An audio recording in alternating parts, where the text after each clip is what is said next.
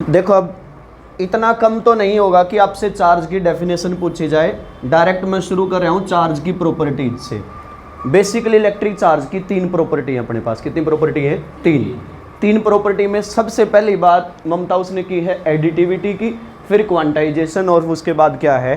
Conservation. Ritika, additivity का मतलब समझे तो क्या है कि मान लो एक सिस्टम ऑफ चार्ज है और उसमें बहुत सारे चार्ज हैं और आपसे पूछ लिया जाए कि टोटल चार्ज बताओ कितना होगा। अब इसे क्या पूछ लिया जाए?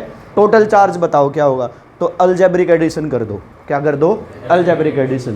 प्लस प्लस के हैं तो वो जोड़ लो, माइनस का है तो घटा दो उस चीज़ को। That is additivity. क्या है ये आपके पास है? एडिटिविटी। क्वांटाइजेशन का मतलब समझे ना, तो कई बार +2 होने वाली है नहीं इस वर्ड को समझ पाते हैं, बट इसके अपोजिट से जरूर समझ लेते हैं। क्वांटाइजेशन का अपोजिट वर्ड होता है कॉन्टिन्यूअस। इसका अपोजिट वर्ड क्या होता है? कॉन्टिन्यूअस।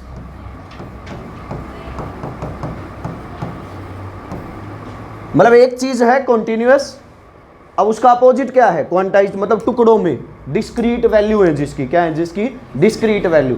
तो एक बॉडी पे चार्ज आया किस वजह से था? Due to transfer of electrons. किसकी वजह से आता है? Due to transfer of electrons.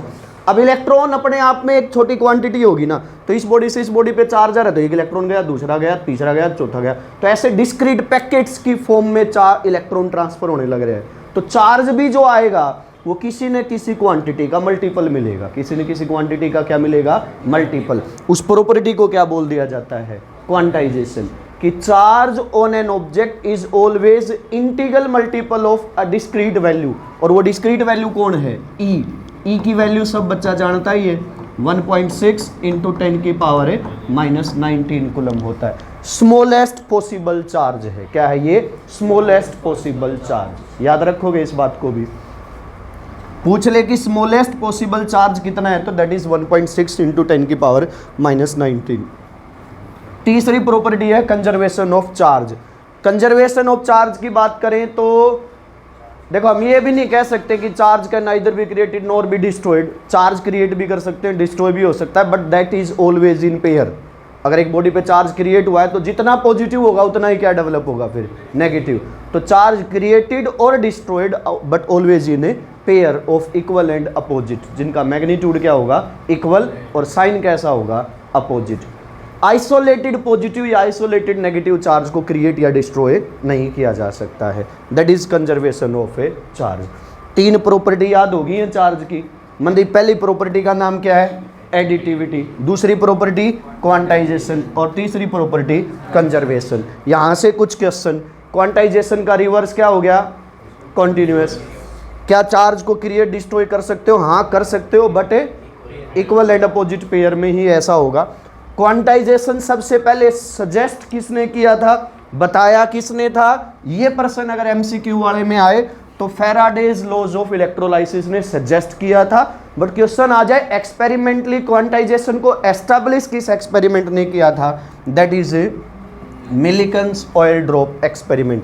Experimentally पता चल गया था, हाँ देखिए भाई, तो कौन था वो? Millikan's oil drop method. और सबसे पहले सजेस्ट किसने किया था कि चार्ज क्वांटाइज्ड हो सकता है? वो कौन था? लॉज ऑफ इलेक्ट्रोलाइसिस किसने दिए थे? जो फैराडे ने दिए थे। याद हो जाएगी ये बात भी। अगली बात सुनो इसके ऊपर। कंजर्वेशन ऑफ चार्ज पे क्वेश्चन है या एडिटिविटी भी इसके ऊपर यूज हो रहा है। इन्हीं तीनों प्रॉपर्टी पे कुछ क्वेश्चन है। अब उन्होंने कहा ये 3 सफियर दे रखे हैं। क्या दे रखे हैं हमें? 3 सफियर। इन पे ये कुछ चार्ज थे, +3e +5e और -3। लास्ट ईयर ही आया था सीबीएसई बोर्ड में सेम क्वेश्चन। उसने कहा अब इन तीनों को कांटेक्ट में रखा कुछ समय के लिए और फिर हटा दिया। तीनों को साइमल्टेनियसली कांटेक्ट में रखा और फिर क्या कर दिया? हटा दिया। तो फाइनली चार्ज बताओ उन पे क्या होगा। इस टाइप का 2 क्वेश्चन आपसे पूछा जा सकता है। पहला क्वेश्चन होता है जब आइडेंटिकल शेप साइज लिख रखा हो, तब तो हम क्या करेंगे? Q1 + Q2 + Q3 / 3 कर देंगे अगर आइडेंटिकल वर्ड यूज किया है तो। अगर आइडेंटिकल नहीं है, मतलब इसी में वो यूं कह देता ना कि तीनों सफियर शेप साइज में एक जैसे हैं और अब उनको कांटेक्ट में रख के अलग किया है, तो तीनों पे चार्ज क्या हो जाता? Q1 + Q2 + Q3 divided by क्या हो जाता? 3। इक्वली डिस्ट्रीब्यूट होता। बट यहाँ क्वेश्चन में ऐसा कुछ मेंशन नहीं है तो जो दिए गए ऑप्शन है ना उनसे टोटल चार्ज कंजर्वेशन देख लो कि इनिशियल चार्ज जोड़ लो, फाइनल चार्ज जोड़ लो, बराबर होना चाहिए। क्या होना चाहिए? बराबर। तो जोड़ियो एक बार, पहले चार्ज कितना है 5 और 3 8, ये गया तो प्लस का 5e होना चाहिए। क्या होना चाहिए? प्लस का 5e। इनमें से ऑप्शन में से जल्दी से देख लो कौन सा ऐसा है जिससे प्लस का 5e आ जाए। देखो बच्चों, तो इसमें क्या बताया था कि टोटल चार्ज जोड़ लो जिसमें प्लस 5e बच जाए वही अपना आंसर बन जाएगा। तो किस में आया प्लस 5e? बी वाले में पक्का है? 12 7 हाँ आ गया, ठीक है। आगे बढ़ो। तो कुछ क्वेश्चन आया कि an object has a charge of 1 coulomb and gains this much of electrons, find the net charge. Body पे पहले से चार्ज है और पहले से चार्ज कितना है 1 कूलम। अब उसने कुछ और इलेक्ट्रॉन्स गेन कर लिए। इलेक्ट्रॉन्स गेन करने से पॉजिटिव चार्ज आता है कि नेगेटिव? नेगेटिव चार्ज आता है। तो अब वो हो गया Q2, बाद में दोनों को जोड़ लेंगे Q1 प्लस से Q2। तो माइनस n कितना है 5 और 10 की शक्ति है 18। E की वैल्यू कितनी होती है 1.6 इंटू 10 की शक्ति -19। तो ये बच गया -8 और बस यही ना इंटू 10 की पावर -1, तो -0.8 कूलम। अब Q1 प्लस Q2 कर लो तो आया 0.2 कूलम। अरे समझ आया या ना आया? सौरभ समझ आया क्या था प्रश्न में? चैप्टर चला हुआ है पहला, अगले लगभग 1 घंटा 10 मिनट में ये पूरा चैप्टर हो जाएगा और आना चाहिए, विद NCERT कर लेंगे हम। अब तक क्या बताया था ताकि एक बार फटाफट तू क्लास में शामिल हो जाए। शुरू किया है बेसिक प्रॉपर्टीज ऑफ चार्ज से। तो चार्ज की बेसिक कितनी प्रॉपर्टी है? 3। पहली प्रॉपर्टी एडिटिविटी, दूसरी क्वांटाइजेशन, तीसरी कंजर्वेशन। एडिटिविटी मतलब टोटल चार्ज निकालना हो तो सीधा जोड़ दो चार्ज में, प्लस है तो बढ़ जाओगा, माइनस है तो घट जाओगा। अगली प्रॉपर्टी क्वांटाइजेशन की, किसी भी बॉडी पे जो चार्ज होता है डिस्क्रीट पैकेट्स की फॉर्म में होता है Ne। एक पैकेट पे कितना चार्ज होता है E, n पैकेट आ जाए तो कितना हो जाएगा Ne। इसका उल्टा वर्ड होता है कॉन्टिन्यूअस, कि चार्ज कंटिन्यूअस नहीं होता, चार्ज क्या होता है डिस्क्रीट पैकेट्स की फॉर्म में होता है। Conservation of charge, charge create या डिस्ट्रॉय हो तो हमेशा पेयर में ही होता है, इक्वल एंड अपोजिट। अगली बात बताई थी क्वांटाइजेशन, एक्सपेरिमेंटली सबसे पहले कहाँ से आया था? मिलिकन्स ऑयल ड्रॉप एक्सपेरिमेंट से। MCQ में पूछा जा सकता है। एक था कि बताया इसके बारे में सबसे पहले, एक्सपेरिमेंटली एस्टैब्लिश नहीं किया था, सिर्फ सजेस्ट किया था कि चार्ज हो सकता है गड़बड़ है कि भाई कंटिन्यूस नहीं होता है, टुकड़ों की फॉर्म में है, पैकेट्स की फॉर्म में है, क्वांटाइज्ड है। वो कौन था? लॉज ऑफ इलेक्ट्रोलाइसिस किसने दिए थे? फैराडे ने। उसके बाद अब क्वेश्चन आया ये, what happens to radius of soap bubble if it is given positive charge. कई बार देखने से और सीखने से ये लगता है कि हाँ मतलब वैसा होगा कि पॉजिटिव चार्ज का मतलब लॉस ऑफ इलेक्ट्रॉन या gain of electron? Loss of electron. तो उस सोप बबल पे से इलेक्ट्रॉन गए तो साइज घटेगा कि बढ़ेगा? इलेक्ट्रॉन गए तो साइज बढ़ेगा कि घटेगा? घटना चाहिए, ऐसा सोचने से लगता है, but this is a paradox sentence. होता क्या है, इलेक्ट्रॉन गया तो इनिशियली क्या था? न्यूट्रल है, मतलब इतना ही पॉजिटिव है इतना ही नेगेटिव है, उसमें से नेगेटिव को उठा लेगी, पॉजिटिव तो अब भी उतना ही है, तो वो पॉजिटिव नेगेटिव पहले बैलेंस थे, अब पॉजिटिव ज्यादा हो गया तो वो रिपेल करेगा, रिपेल करने से साइज क्या होगा उसका? इंक्रीज। तो याद रहे, either there is given positive charge और negative charge, the radius of the soap bubble on charging क्या होती है बच्चों? इंक्रीज ही होती है। क्या होती है? इंक्रीज। उसके पीछे कारण पूछ लिया जाए तो कारण क्या बताओगे? रिपल्सन। किसकी वजह से ऐसा होता है? रिपल्सन की वजह से। तो रिपल्सन की वजह से रेडियस क्या करती है उसकी? इंक्रीज। यहाँ पे चाहे पॉजिटिव लिखा होता है या क्या लिखा होता है बच्चों? नेगेटिव लिखा होता है। क्लियर है सबको ये बात भी? अगला प्रश्न आया, ये आप लोगों को आता ही है, वैसे भी होशियार हो। Vehicles carrying inflammable material have metallic chains hanging from them and made touch, जो भी ग्राउंड को टच करेंगे। मेटालिक रोप्स होती हैं या चेन्स होती हैं जो ग्राउंड को टच करते हुए चलेंगी। कैसे व्हीकल्स में इनफ्लेमेबल मटेरियल हो, पेट्रोल, डीजल, एलपीजी, ये कुछ लेके जा रहे हो तो उनमें चेन होती है जो टच करते हुए चलेंगी ग्राउंड को। तो इसके पीछे की कहानी क्या है? इसके पीछे कहानी क्या है? जब this is charging by friction था पहले, तो क्या था? Charging by friction. टायर चलेगा, रोड के साथ घिसेगा तो फ्रिक्शन है, फ्रिक्शन से चार्ज डेवलप होता है, फ्रिक्शन से चार्ज डेवलप होता है। और जब चार्ज इकट्ठा होना शुरू हो जाए ना तो स्पार्किंग हो सकती है, और स्पार्किंग से उस इनफ्लेमेबल मटेरियल में आग लग सकती है। आग लगने से अब पता ही है समस्या हो सकती है। उस समस्या को बचाने के लिए किसने मदद की?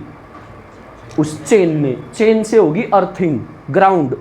अर्थिंग से क्या होगा? चार्ज एक्यूमुलेट नहीं हो पाएगा। चार्ज डेवलप तो हो गया फ्रिक्शन से, बट वो अर्थिंग से न्यूट्रलाइज, अर्थिंग से न्यूट्रलाइज, तो चार्ज एक्यूमुलेट नहीं होगा। एक्यूमुलेट नहीं होगा तो स्पार्किंग नहीं होगी, आग लगने के चांस कम हो जाएंगे। लिख दोगे इसको अपनी लैंग्वेज में। अगला प्रश्न इसी के जैसा है। Why tyres of aircraft are made slightly conducting rubber. Slightly conducting rubber के क्यों बनाए होते हैं? कौन समझाने की कोशिश करेगा जी? इसलिए कराया होगा ऐसा। पुनीत क्यों किया होगा? स्लाइटली कंडक्टिंग रबड़ के क्यों बनाए जाते हैं? यूं ही बनाए जाओ, बिल्कुल ठीक है, जैसा ऊपर वाले का जवाब था। अब जहाज चलेगा तो चालन तो पल्ले वो दौड़ा करे, कई देर तक दौड़ेगा तो क्या होगा? रोड और टायर के बीच में फ्रिक्शन होगा, फ्रिक्शन से चार्ज डेवलप होता है, चार्ज एक्यूमुलेट हो गया तो स्पार्किंग हो सकती है, स्पार्किंग से आग लग सकती है। आग से बचाने के लिए क्या किया जाता है? उसके टायर स्लाइटली कंडक्टिंग होगी। चार्ज डेवलप तो होया बट वो स्लाइटली कंडक्टर है तो अर्थिंग होगी, अर्थिंग होगी तो वहाँ की वहाँ गया। समझ आ गई सबको बात? ये अगली बात आई भाई, why electrostatic experiment fails if air is humid. अगर हवा में थोड़ी बहुत सी भी पानी की मात्रा है, ह्यूमिड है, तो जो एक्सपेरिमेंट होते हैं, जैसे बचपन में किया होगा, कंगा लिया, छोटे छोटे टुकड़े लिए होंगे पेपर के, उनको नज़दीक लेके गए होंगे तो क्या हो गया होगा? उसकी तरफ अट्रैक्ट होने की कोशिश करते। इसके पीछे था क्या? That is electrostatic experiment which is showing that friction से क्या होता है? चार्ज डेवलप होता है, उस चीज़ को शो करता है। बट वही एक्सपेरिमेंट अगर आप एक ह्यूमिड डे के दौरान करोगे तो या तो वो कम पेजेस को अट्रैक्ट करेगा या फिर ऐसा हो ही नहीं पाएगा। या फिर दूसरा क्वेश्चन पूछ सकता है कि अगर आपने ऑयल लगा रखा है एयर्स में, उस दौरान उस एक्सपेरिमेंट को करने की कोशिश करोगे तो भी फेल हो जाएगा। उसके पीछे कारण क्या है कि भाई अगर आपके पास स्लाइटली ह्यूमिड एयर होगी ना, वो ह्यूमिड एयर कंडक्टिंग होती है, तो रबिंग से चार्ज डेवलप हुआ, कंडक्टिंग एयर आई, उस चार्ज को अपने साथ लेगी, उस चार्ज को अपने साथ लेगी। उस एक्सपेरिमेंट के लिए जितना चार्ज डेवलप होना चाहिए था वो एयर के साथ चला गया, तो कंडक्टिंग एयर डेवलप्ड चार्ज को अपने साथ फ्लो करवा ली जाती है, इसलिए वो एक्सपेरिमेंट क्या हो जाता है? फेल हो जाता है।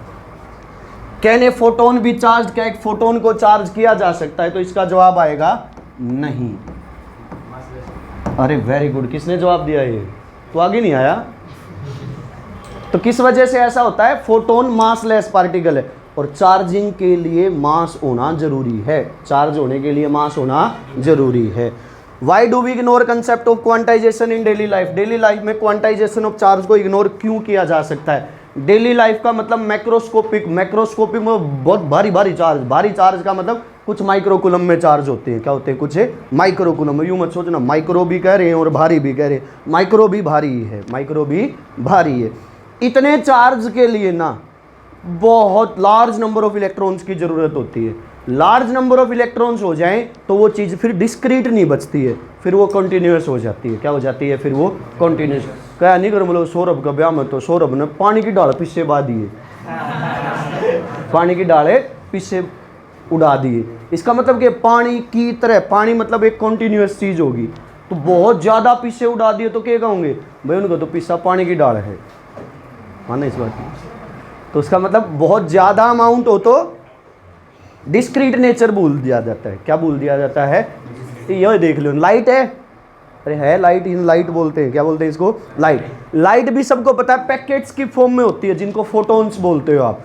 तो किसी ने ऐसा हुआ है कि वरुण सुबह सुबह उठा और आते घर क्या ने कह दिया, ओए बेटा ये तो कितने पैकेट आ लिए, उठ ले। कभी देखा लाइट का पैकेट? नहीं देखा। क्यों? कारण बहुत ज़्यादा अमाउंट में हो। जब बहुत ज़्यादा अमाउंट में हो तो ऐसी सिचुएशन में कशिश क्या करते हो आप?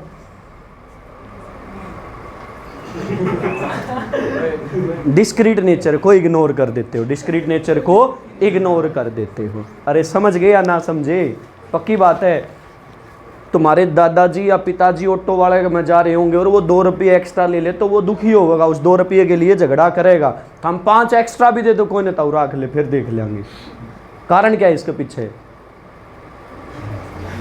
नहीं कौन सा ना होता, सोच लियो। आ जाओ भाई, बड़ा अच्छा प्रश्न है और उम्मीद है वैसे तो सब नाता ही होगा। क्वार्क नाम सुना होगा, क्या नाम सुना होगा? क्वार्क। अब क्वार्क होते हैं और क्या होते हैं? Down quark. चार्ज उन पे पाया जाता है E/3 या 2E/3, E/3 या फिर 2E/3। तो बोले कि तो गई फिर क्वांटाइजेशन। क्वांटाइजेशन ने क्या कहा था ईसा? उसने कहा था जो चार्ज होगा वो E का इंटीग्रल मल्टीपल होगा। इंटीजर सबको पता है, 1 2 3 4 ये क्या है? इंटीजर है।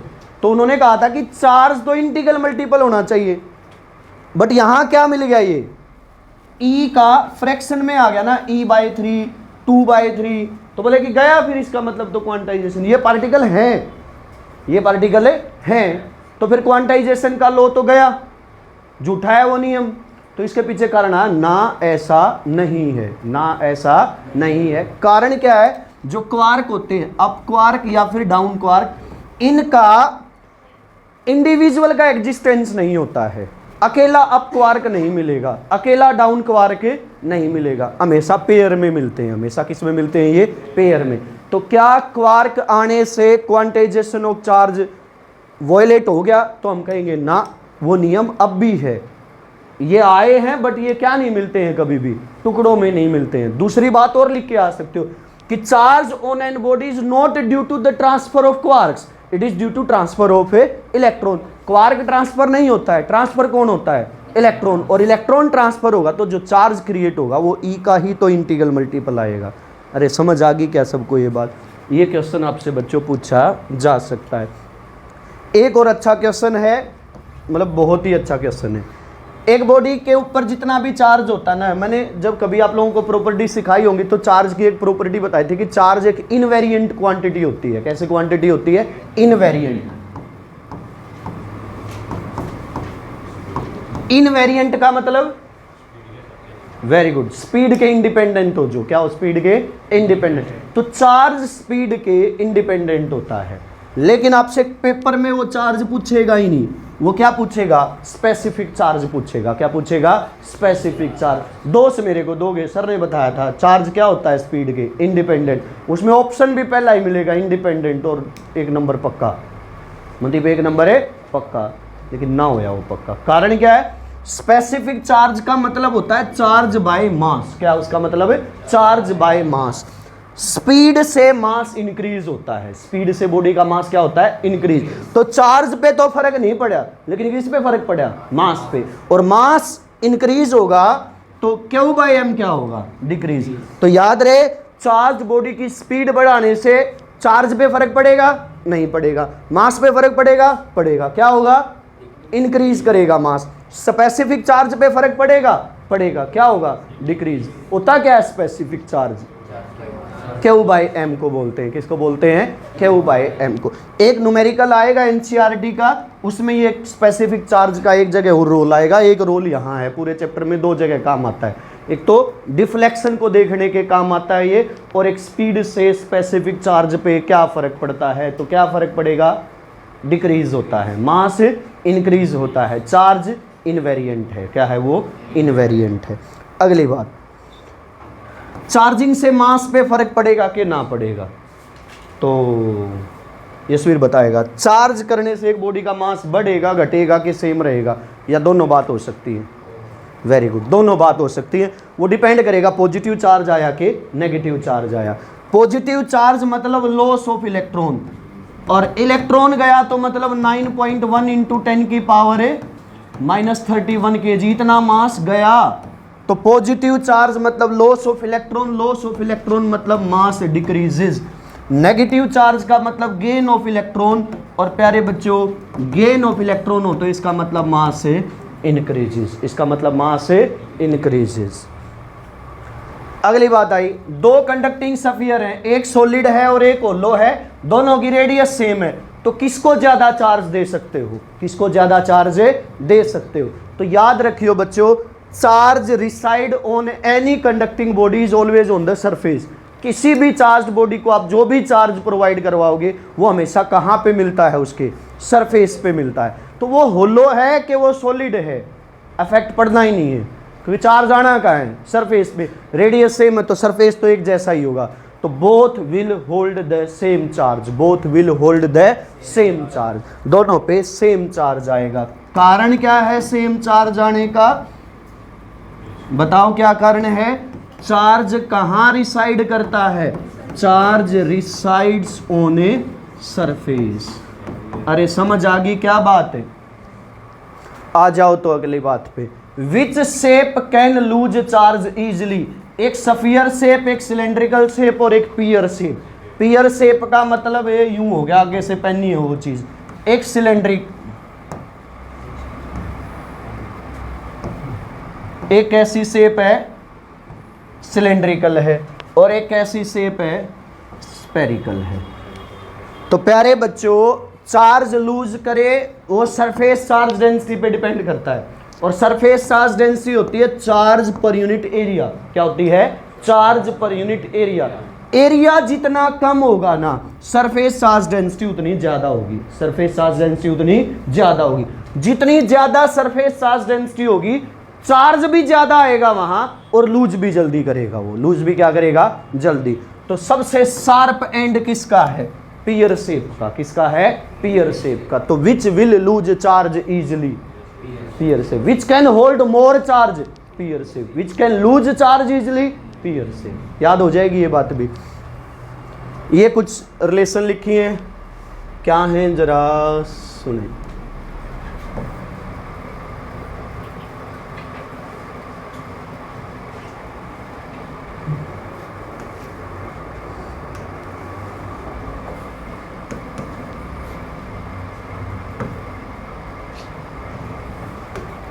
चार्ज की यूनिट है भाई, वैसे तो पता ही था, रिवीजन में यही पता। ऐसा यूनिट क्या होती है चार्ज की, कूलम। सीजीएस यूनिट करें तो दो बात आती है, इलेक्ट्रोस्टैटिक सिस्टम में, इलेक्ट्रोमैग्नेटिक सिस्टम में। इलेक्ट्रोस्टैटिक सिस्टम में होती है ईएसयू, इलेक्ट्रोस्टैटिक यूनिट। क्या है ये, इलेक्ट्रोस्टैटिक यूनिट, या इसका नाम होता है स्टेट कूलम। क्या है CGS unit, state coulomb. Electromagnetic system में या तो ईएमयू, इलेक्ट्रोमैग्नेटिक यूनिट, या एबी कूलम। क्या है आपके पास है, एबी कूलम। तो दोनों ही सीजीएस यूनिट है, स्टेट कूलम भी सीजीएस यूनिट है, एबी कूलम भी स्टेट यूनिट, वो सीजीएस यूनिट है। एक कूलम इतने स्टेट कूलम के बराबर होता है और इतने अब कूलम के बराबर होता है। याद हो जाएगी ये बात सबको। अरे हाँ या ना, बाद में भेज दूंगा, इनको देख लेना घर पे जाके, थोड़ा रिवीजन जल्दी जल्दी हो जाए, अभी सीख लो बात को। This is about A charge. किसके बारे में थी ये सारी बातें, चार्ज के बारे में थी भाई। अब चार्ज पे एक क्वेश्चन मैं मेरी तरफ से बता रहा हूँ, दो क्वेश्चन हैं, वो स्लाइड पे नहीं है, तो चाहो तो उनको लिख लियो और ना तो आपकी मर्जी है, वो भी एनसीईआरटी में ही है। एक तो है बच्चों चार्जिंग विदाउट टचिंग। इसके ऊपर आपसे शॉर्ट बात पूछी जा सकती है, मतलब charging by induction, charging by induction.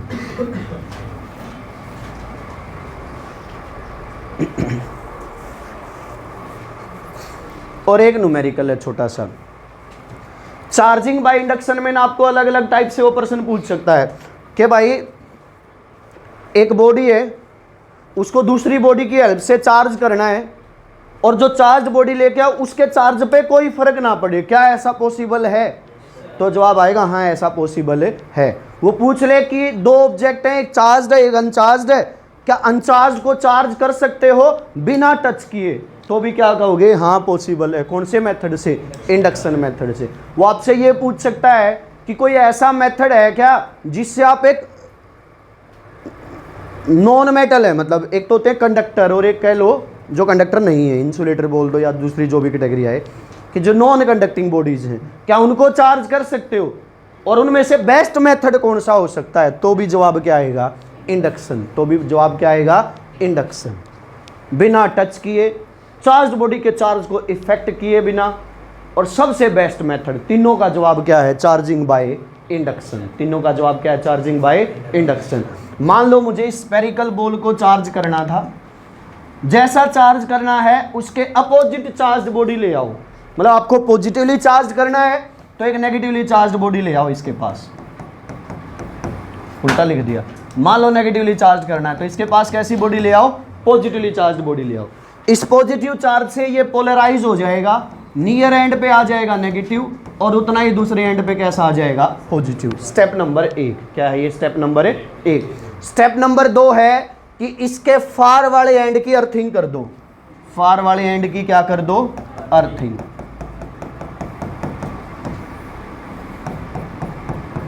जैसे ही अर्थिंग करोगे ना तो ये जो पॉजिटिव चार्ज था ये बाउंड है, ये फ्री चार्ज है। फ्री चार्ज न्यूट्रलाइज हो जाता है अर्थिंग से। अर्थिंग से क्या हो जाता है? Free charge neutralize. अब क्या करो? अब अर्थिंग को हटा दो, अगला स्टेप आता है। अर्थिंग हटा दोगे तो इस पे कैसा चार्ज बच जाएगा? नेगेटिव। इस रोड को भी हटा दो तो ये नेगेटिव यूनिफॉर्मली डिस्ट्रीब्यूट हो जाएगा। तो ये क्या हो गया? Charging by induction. इसके चार्ज पे कोई फर्क नहीं पड़ा, दोनों को कांटेक्ट में भी नहीं रखा। बेस्ट मेथड ऑफ चार्जिंग होता है। समझ आ गई सबको बात? अरे हाँ या ना? अगली बात, एक क्वेश्चन है छोटा सा, हर एक बच्चे को इवन उसका उत्तर भी याद होना चाहिए और वो पता भी होना चाहिए आया कैसा है। लिखना चाहो तो लिख सकते हो, ना तो आपके एनसीईआरटी का एग्जाम्पल नंबर 1.3 है। क्या एग्जाम्पल नंबर है? 1.3। Example 1.3, how much positive and negative charge is there in a cup of water.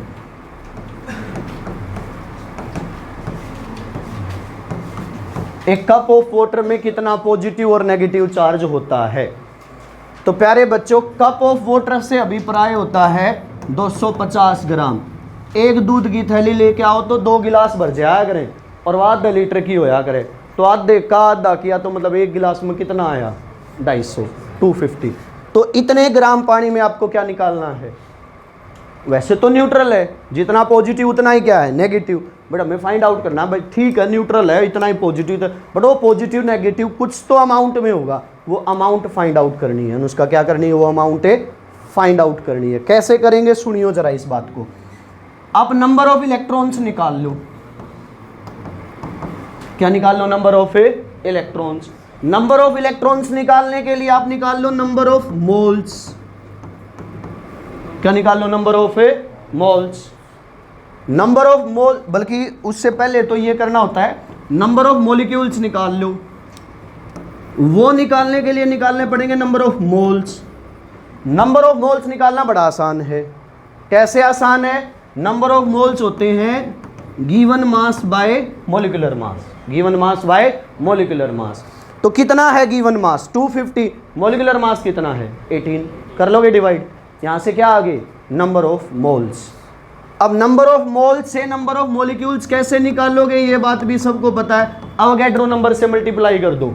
किससे मल्टीप्लाई कर दो? अवोगैड्रो नंबर से। अवोगैड्रो नंबर की वैल्यू भी शायद पता होगी, 6.022 इंटू 10 की पावर 23। ये आगे नंबर ऑफ मॉलिक्यूल्स। एक वाटर के मॉलिक्यूल में कितने इलेक्ट्रॉन होते हैं? 10। Very good. कितने इलेक्ट्रॉन होते हैं? 10। क्यों? H2O। ऑक्सीजन में 8, एक हाइड्रोजन में 1 होता है, 2 है तो 1 और आ गया, तो 8 और 2 10। एटॉमिक नंबर से देख लेते हैं कितने इलेक्ट्रॉन है। ऑक्सीजन का कितना होता है? 8। हाइड्रोजन का कितना होता है? 1। कितने हाइड्रोजन है? 2। इसलिए सिखा रहा हूं, क्या पता पेपर में CO2 आ जाए, H2O की जगह क्या आ जाए? CO2। उसका मास दे रखा हो तो तरीका सेम चलेगा। तरीका क्या चलेगा? सेम। तो अब निकाल लो नंबर ऑफ इलेक्ट्रॉन्स। जितने भी नंबर ऑफ मॉलिक्यूल्स आए थे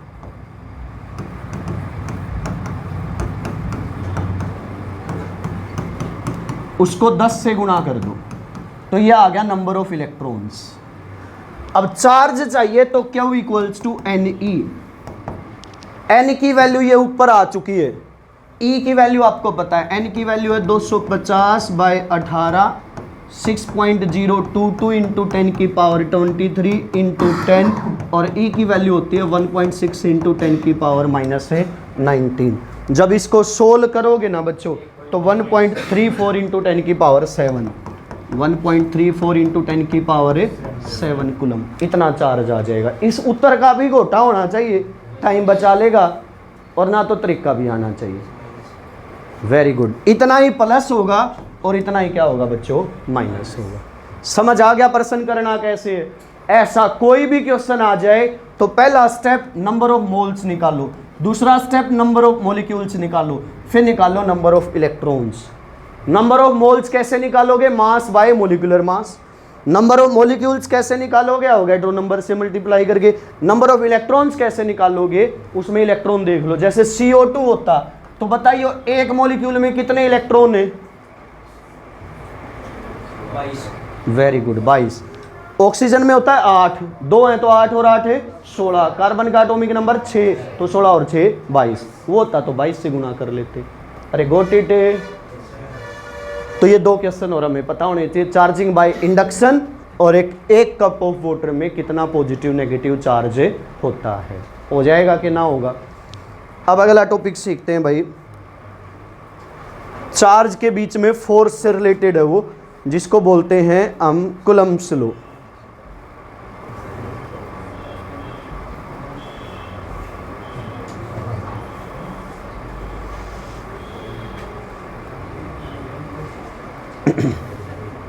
सुनियो बड़े ध्यान से भाई, प्लीज बातचीत ना हो, आप लोग ध्यान से समझ रहे हैं तो थोड़ी देर और समझें इस बात को। सबको पता ही है वैसे तो कि 2 ऑब्जेक्ट्स के बीच में चार्ज की बात करता है ये। पॉइंट चार्ज होने चाहिए, पहली बात, रेस्ट पे होने चाहिए, दूसरी बात उनके बीच की डिस्टेंस न्यूक्लियर डिस्टेंस से ज़्यादा होनी चाहिए, तीसरी बात। अगर ये 3 बात हैं तो कूलम्ब्स लॉ अप्लाई होगा, वरना कूलम्ब्स लॉ अप्लाई नहीं होता है। कौन सी 3 बात है? पॉइंट चार्ज होने चाहिए, रेस्ट पे होने चाहिए, और उनके बीच की डिस्टेंस किससे ज़्यादा होनी चाहिए, न्यूक्लियर डिस्टेंस से। तो ही टिंग को आप क्या कर सकते हो, कूलम्ब्स लॉ अप्लाई कर सकते हो। तो नियम क्या है वो बताने से पहले लक्ष्य ये बता दिया इसकी लिमिटेशंस क्या हैं। क्या लिमिटेशन है, अगर आपसे कोई पूछ ले तो क्या बता देगा उसको, ये बता दिए। क्या बता दिए?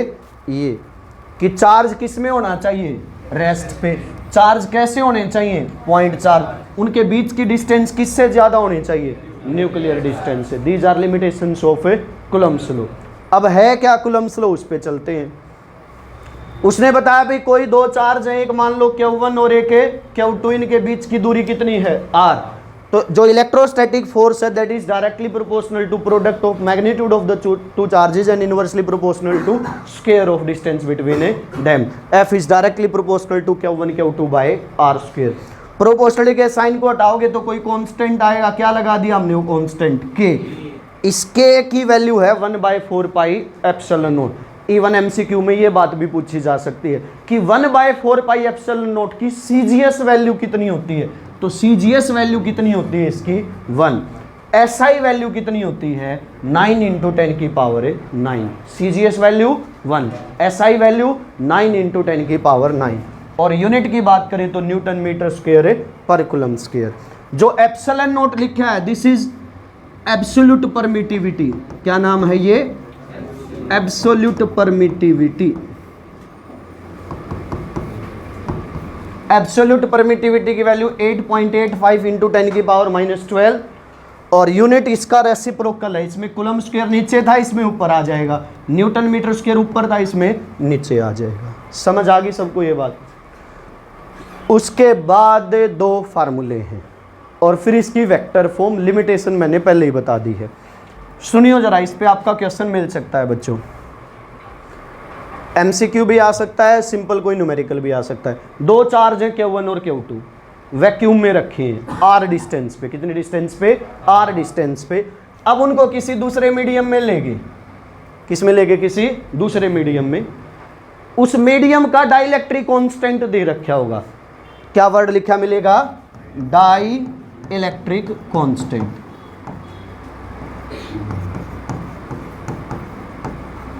या इसका नाम एक और होता है रिलेटिव परमिटिविटी। क्या नाम होता है इसका? Relative permittivity. थोड़ा सा बता ही दूं, डाई इलेक्ट्रिक कांस्टेंट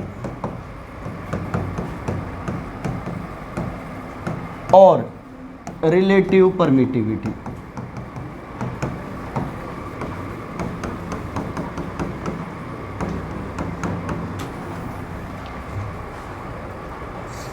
है क्या ये? एप्सिलॉन आर, या कुछ बुक में कापा से दर्शाया होता है, हम एप्सिलॉन आर ही यूज करेंगे। इसकी 3 डेफिनेशन ले सकते हो। कितनी डेफिनेशन है? 3। In the form of permittivity, in the form of force, in the form of field. Permittivity की फॉर्म में होता है permittivity of medium by permittivity of vacuum. Force between charges in vacuum divide by force between the same charges placed in the medium. Electric field में होता है electric field due to a charge in vacuum by electric field by the same charge at the same distance in given medium. Epsilon M by epsilon naught, F naught by F M, E naught by E M. Epsilon M क्या है Saurabh? Permittivity of medium. Epsilon naught क्या है? Permittivity of vacuum. F naught क्या है? Force between the charges in a vacuum. This is force between the charges in a given medium, distance same. Electric field by charge in a vacuum, electric field by charge in a given medium. ये उसका क्या आ जाएगा? Relative permittivity, या इसका एक नाम और क्या होता है? Dielectric constant. कुछ वैल्यू याद रख सको तो एयर के लिए इसकी वैल्यू कितनी लेके चलते हैं? 1, मतलब 1 पॉइंट समथिंग होती है बट 1 मान लेते हैं। इसी की वैल्यू ये है एयर के लिए, MiCa कितनी होती है वैल्यू? नियरली 6 के बराबर। नियरली किसके बराबर है? 6। होता क्या है ये मिका या माइका? रेत देखा? रेत मिट्टी बोले हो हमने मिट्टी नहीं देखी? यस, मिट्टी देखिए तो उसमें जो बालू रेत देख लियो कभी? बागड़ में गए तो गया? बागड़ में, दादरी में, हाँ वहाँ मिल जाओगा। तो बालू रेत में भी थोड़ा चमकीला चमकीला सा होता है, तो जो चमक है ना वो किसकी वजह से है?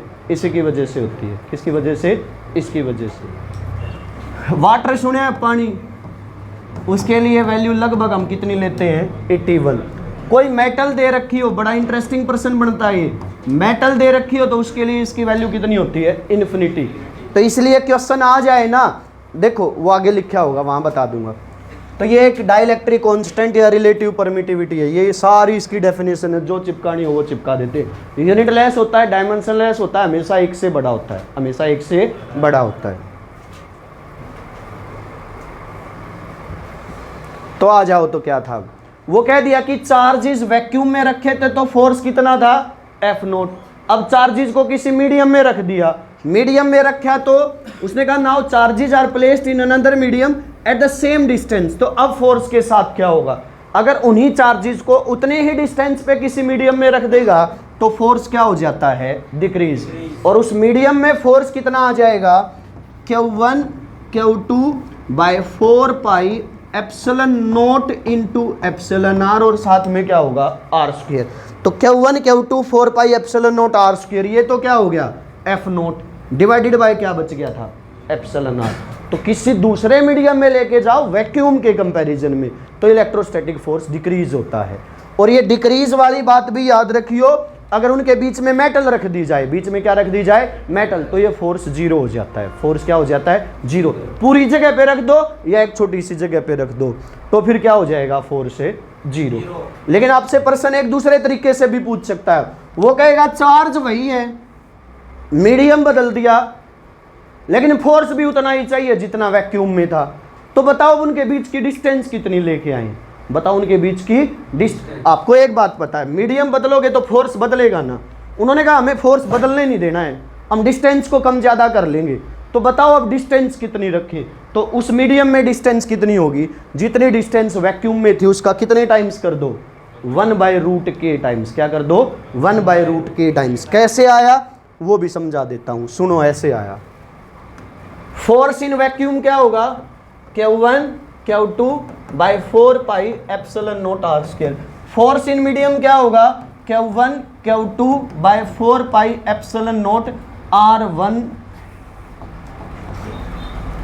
एप्सिलॉन M R1 का स्क्वायर। डिस्टेंस बदल दी तो Q1 Q2 गया, 4 पाई एप्सिलॉन नॉट भी गया, क्या रह गया 1 बाई आर स्क्वायर। यहाँ क्या रह गया 1 by epsilon M into R1 square. R1 square को ऊपर ले आओ, उधर क्या आ गया R square by epsilon M। अब यहाँ से R1 क्या आया, रूट करेंगे तो R by root epsilon M। Dielectric constant है तो K से दर्शा लो, या रिलेटिव परमिटिविटी वर्ड लिख रखा है तो एप्सिलॉन M से दर्शा लो। अगर डिस्टेंस सेम रखोगे, मीडियम बदलोगे तो फोर्स घट जाएगा। अगर फोर्स भी सेम रखना है, मीडियम भी चेंज करना है, तो डिस्टेंस को कम करना पड़ेगा। डिस्टेंस को क्या करना पड़ेगा, कम। और कम कितना हो जाएगा भूमिका, वो R by root epsilon M। Clear है सबको बात बच्चों। अब है Coulomb's law in vector form. क्या है बच्चों, Coulomb's law in vector form. Vector form का मतलब क्या है, देखो भाई सीधी सी बात है, फोर्स है वेक्टर क्वांटिटी। फोर्स क्या है, वेक्टर क्वांटिटी। और अब तक हमने जो फोर्स देखा F is equal to K Q1 Q2 by R square, क्या वहां कहीं पे डायरेक्शन की बात थी, नहीं थी डायरेक्शन की बात। अब वेक्टर फॉर्म मतलब साथ में डायरेक्शन और चिपका देनी है। क्या चिपका देनी है, डायरेक्शन। अब मान के चल रहे हैं कि जो दिया गया है वो लाइक चार्ज है। कैसे चार्ज है, लाइक चार्ज। लाइक चार्ज क्या करेंगे, एक दूसरे को रिपेल करेंगे। क्या करेंगे, एक दूसरे को रिपेल करेंगे। तो ये दो चार्ज ले लिए, एक लिया Q1 और एक क्या लिया Q2। तो ये चार्ज है Q1 और ये चार्ज क्या है Q2। आपको Q1 पे फोर्स देखना हो तो Q2 की वजह से देखोगे, Q2 की साइड फोर्स एक्सर्ट करेगा, इस पे रिपेल करेगा, तो मतलब आउटवर्ड डायरेक्शन में। तो Q1 पे जो फोर्स लगा होगा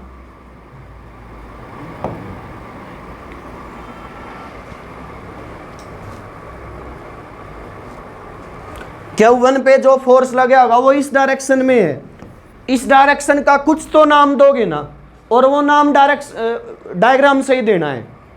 इस डायरेक्शन को क्या कहोगे, Q2 से Q1 की डायरेक्शन। अरे मैं उधर जा रहा हूं तो मैं क्या कहूंगा भाई, कोई पूछ ले किस साइड जाओ है, भाई दिल्ली बाईपास की साइड जान लग रहा हूं। उस साइड जाता हूं तो क्या कहेंगे, शिला बाईपास की साइड जान लग रही है। तो ये फोर्स इस साइड लग रहा है तो रोड का अकॉर्डिंग बता दी डायरेक्शन। अब यहाँ ये है रोड, ये कौन है Q2, ये कौन है Q1। फोर्स की डायरेक्शन क्या है, Q2 से Q1। क्या है फोर्स की डायरेक्शन, Q2 से Q1। ये डायरेक्शन क्या है, Q1 से Q2। और डायरेक्शन को रिप्रेजेंट करना 11वीं के शुरुआत के ही महीने में सीख लिया था।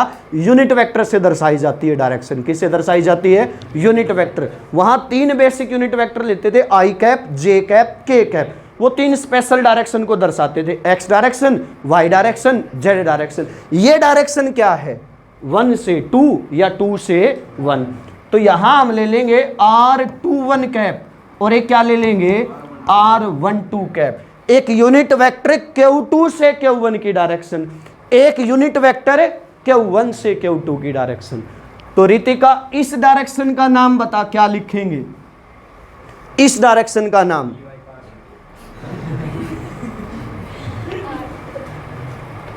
इधर कोई जा रहा है तो क्या कहेंगे, किधर जा रहे हैं, 1 से 2। तो ये डायरेक्शन आएगी R12 कैप। क्या आएगी, R12 कैप। और इस डायरेक्शन को क्या कहोगे, R21 कैप। तो बस इतनी है तो बात थी। फोर्स देखना था Q2 पे, किसकी वजह से, 1 की वजह से।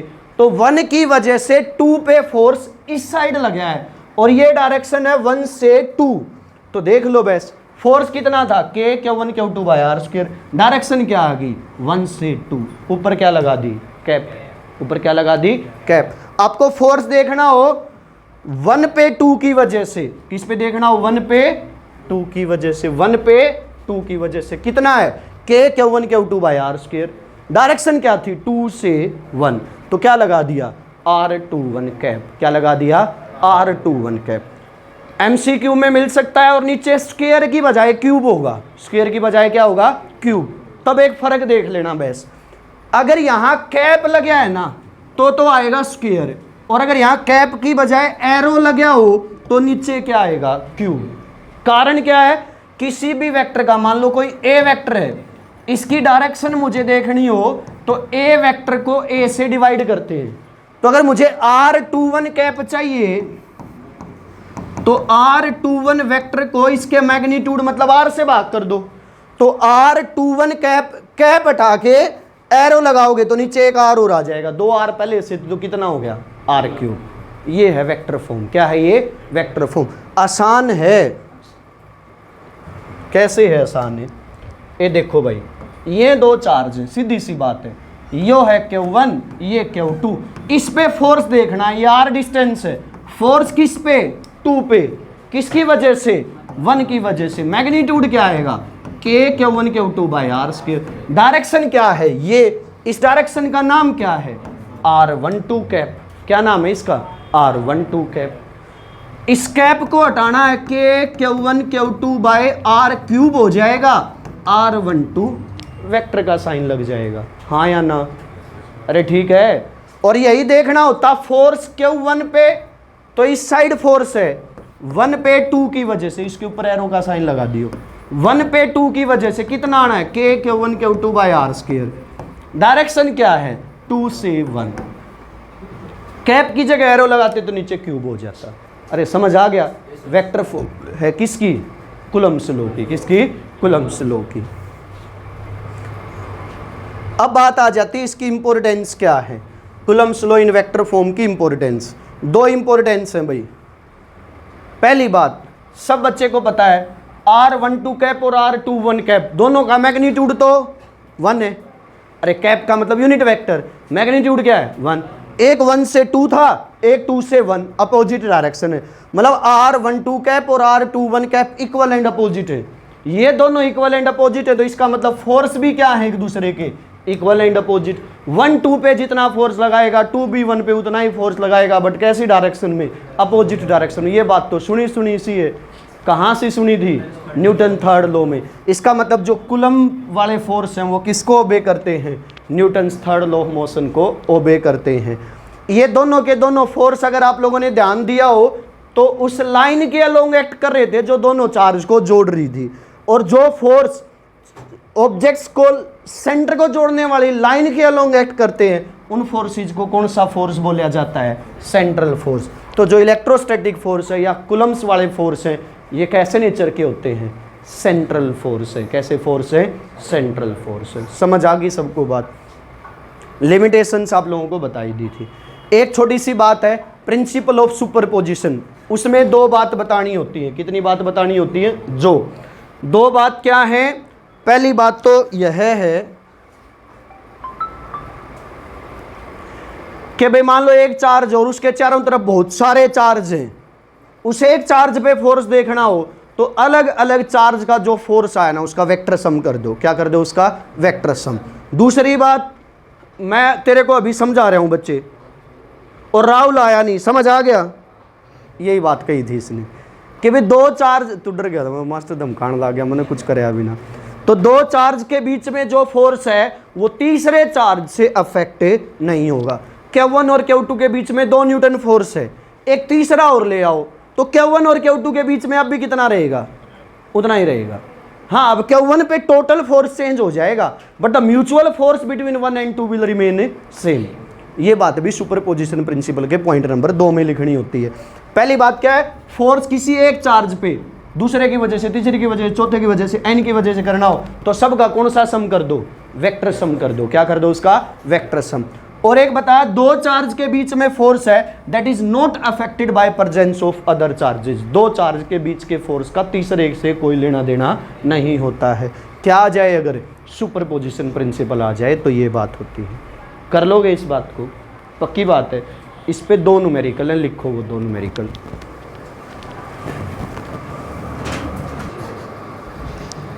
फर्स्ट क्वेश्चन में बात करें तो आपसे फोर्स पूछा है 2 स्मॉल स्फीयर के बीच में, Q1 दे दिया, Q2 दे दिया, उनके बीच की डिस्टेंस दे दी। तो F इज इक्वल टू क्या होगा? K Q1 Q2 by R²।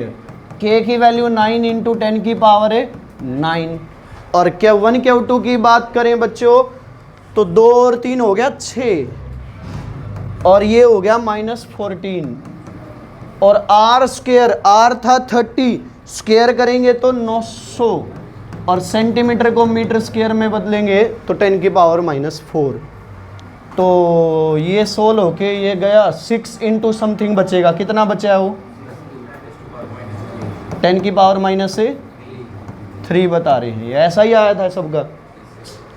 दूसरा क्वेश्चन देखो, इसमें बोला कि ए पे चार्ज रखा है, बी पे रखा है, सी पे रखा है, डी पे रखा है, सेंटर पे चार्ज रखा है, सेंटर वाले पे टोटल फोर्स पूछा है। तो यहां जितना चार्ज रखा है ना क्यू ए वो है 2 माइक्रोकूलम, और सी पे जो रखा है वो है 2 माइक्रोकूलम, तो और यहां रखा है 1 माइक्रोकूलम। ये इसको रिपेल करेगा, इधर फोर्स लगाएगा, ये इधर इक्वल एंड अपोजिट है तो क्या हो गया कैंसिल। बी पे रखा है -5 माइक्रोकूलम, और डी पे भी रखा है -5 माइक्रोकूलम। माइनस वाला अपनी तरफ अट्रैक्ट करेगा, माइनस वाला अपनी तरफ अट्रैक्ट करेगा, डिस्टेंस सेम, मैग्नीट्यूड सेम, तो ये दोनों आपस में कैंसिल हो जाएंगे। तो नेट फोर्स कितना आएगा ओ वाले पे 0 आएगा। नेट फोर्स कितना आ जाएगा बच्चों 0। दोनों एनसीईआरटी से थे और ये भी एनसीईआरटी का ये क्वेश्चन है। यहां पे बोला गया 3 चार्ज पार्टिकल थे 1, 2 और 3, तीनों को इस फील्ड में छोड़ा गया। फील्ड के डायरेक्शन आप समझ गए होंगे, ऊपर पॉजिटिव है नीचे नेगेटिव, तो इस साइड होता है डायरेक्शन इलेक्ट्रिक फील्ड की। वैसे ये क्वेश्चन इसके बाद देना चाहिए था, बाद में ही करेंगे इसको, क्योंकि फील्ड वर्ड आएगा, क्या आएगा फील्ड, या कोई ना इतने तो पढ़े लिखो हो ही। तो इलेक्ट्रिक फील्ड की डायरेक्शन होती है पॉजिटिव से नेगेटिव। ये दोनों पॉजिटिव की साइड गए हैं, इलेक्ट्रिक फील्ड के अपोजिट साइड डिफ्लेक्ट हुए।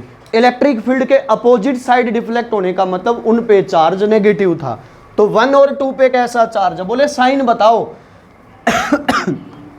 तो 1 और 2 है नेगेटिव। ये नेगेटिव प्लेट की तरफ आया, या तो इस तरीके से सोच लो, या यूं सोच लो ये डिफ्लेक्ट हुआ इलेक्ट्रिक फील्ड की डायरेक्शन में, तो ऐसा चार्ज कौन सा होता है पॉजिटिव। तो 1 और 2 पे है नेगेटिव और 3 पे कैसा है पॉजिटिव। अब बोला कि हाईएस्ट Q/m रेशियो किसके लिए है बच्चों, वो पता चलती है डिफ्लेक्शन से। किससे पता चलती है डिफ्लेक्शन से। सबसे ज्यादा डिफ्लेक्ट हो रखा है 1, वर्टिकल डिफ्लेक्शन देखनी है, और वर्टिकल डिफ्लेक्शन का फार्मूला होता है y = ½ क्या फार्मूला होता है, y = ½ एक्सेलरेशन का फार्मूला होता है बच्चों फोर्स बाय मास, और फोर्स होता है Q/E divide by mass. This is the deflection. ½ ए होता है फोर्स बाय मास, फोर्स होता है चार्ज इनटू इलेक्ट्रिक फील्ड। तो डिफ्लेक्शन डायरेक्टली प्रोपोर्शनल होती है Q/m के। डिफ्लेक्ट सबसे ज्यादा बेंड हुआ है 1, तो इसका मतलब 1 के लिए Q/m क्या है सबसे ज्यादा। ये था एक और क्वेश्चन। उसके बाद अगला टॉपिक आता है फील्ड। क्या आता है अपना अगला टॉपिक है फील्ड। अगर मैं फील्ड वाले टॉपिक की बात करूं बच्चों, तो फील्ड वाले टॉपिक में अपने पास 3 डेरिवेशन है। एक कंसेप्चुअल टॉपिक है इलेक्ट्रिक फील्ड लाइंस। तो तीनों टॉपिक समझने की कोशिश करना। 3 डेरिवेशन है, एक पॉइंट चार्ज के लिए, एक्सियल लाइन के लिए, और एक किसके लिए है इक्वेटोरियल लाइन के लिए। इन तीनों के फार्मूले यहाँ आपके सामने लिखे गए हैं जो इलेक्ट्रिक फील्ड के आए हैं। यहाँ की बजाय मैं वहाँ लिख देता हूँ, इनको थोड़ा ठीक से दिखेगा। एक पॉइंट चार्ज की वजह से इलेक्ट्रिक फील्ड होता है K/r²। पॉजिटिव चार्ज हो तो आउटवर्ड डायरेक्शन होती है, नेगेटिव चार्ज हो तो inward, and E is inversely proportional to r²। मतलब इसका ग्राफ बनाओ E वर्सेस R का, तो पैराबोलिक या सॉरी रेक्टेंगुलर हाइपरबोला आएगा। क्या आएगा रेक्टेंगुलर हाइपरबोला। यही ग्राफ आ जाता E वर्सेस 1/r का, तो ये ग्राफ बन जाता। यही ग्राफ आ जाता E वर्सेस 1/r² का, तो स्ट्रेट लाइन आ जाता। तीनों याद रखियो, r के साथ 1/r के साथ 1/r² के साथ।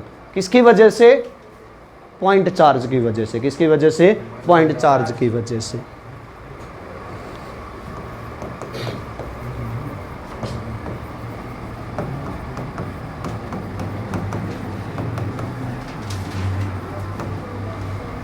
Electric field due to a point charge.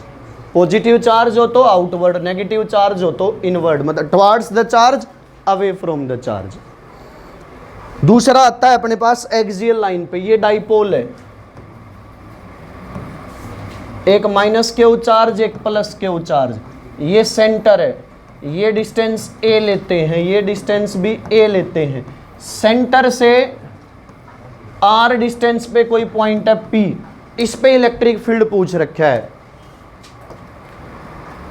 Dipole movement की डायरेक्शन होती है माइनस क्यू से प्लस क्यू। एक्सियल लाइन पे जब नेट इलेक्ट्रिक फील्ड देखते हो ना तो इसी साइड आता है। मतलब पहली बात तो ये याद रखियो, एक्सियल लाइन पे डाइपोल मूवमेंट और इलेक्ट्रिक फील्ड पैरेलल होते हैं, मतलब दोनों के बीच का एंगल 0 डिग्री होता है। एमसीक्यू में पूछ सकते हैं, what is angle between net electric field and dipole movement on axial line, कितना एंगल है, 0 डिग्री। अगली बात, होता कितने के बराबर है, 2kpr divide by R square minus A square का होल स्क्वायर। शॉर्ट डाइपोल हो तो यही formula 2kp bye R cube होता है। शॉर्ट डाइपोल हो तो ये तीन बातें, direction, total formula, short dipole का फार्मूला। कौन सी लाइन पे, एक्सियल लाइन पे। अगर मैं बात करता इक्वेटोरियल लाइन के लिए, ये dipole minus Q charge plus Q charge, centre, centre से परपेंडिकुलर आर, यहां डाइपोल मूवमेंट की डायरेक्शन माइनस क्यू से प्लस क्यू, यहां इलेक्ट्रिक फील्ड इस डायरेक्शन में आता है इक्वेटोरियल लाइन पे। मतलब डाइपोल मूवमेंट और इलेक्ट्रिक फील्ड एंटी पैरेलल होते हैं। इक्वेटोरियल लाइन पे दोनों एंटी पैरेलल, मतलब दोनों के बीच का एंगल 180 डिग्री होता है। अगली बात, फार्मूला कितने के बराबर है, प्लीज मान जा बच्चे। इक्वेटोरियल लाइन पे एंटी पैरेलल है तो पहले ही माइनस का साइन लगा दियो, minus kp by R square plus A square की पावर 3/2। शॉर्ट डाइपोल हो तो minus kp by R cube. Short dipole के लिए एक्सियल लाइन का इलेक्ट्रिक फील्ड -2 टाइम्स होता है इक्वेटोरियल लाइन का। मैग्नीट्यूड की बात करें तो एक्सियल लाइन का इलेक्ट्रिक फील्ड डबल होता है equatorial.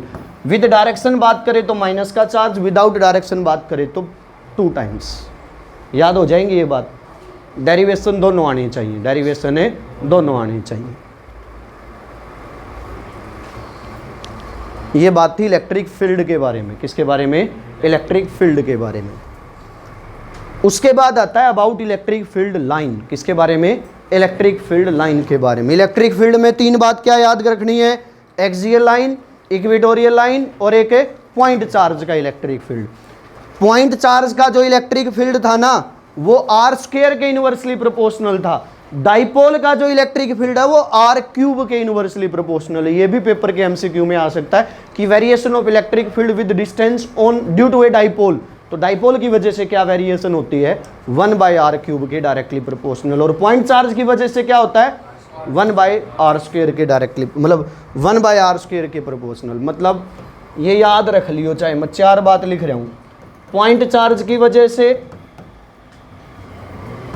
Electric field are square के इनवर्सली है, डाइपोल की वजह से आर क्यूब है, लाइन चार्ज की वजह से आर के इनवर्सली होता है, चार्ज सीट की वजह से आर के इंडिपेंडेंट होता है, आर की पावर 0। पॉइंट चार्ज की वजह से, डाइपोल की वजह से, लाइन चार्ज की वजह से, चार्ज सीट की वजह से इलेक्ट्रिक फील्ड वर्सेस डिस्टेंस की वेरिएशन नहीं।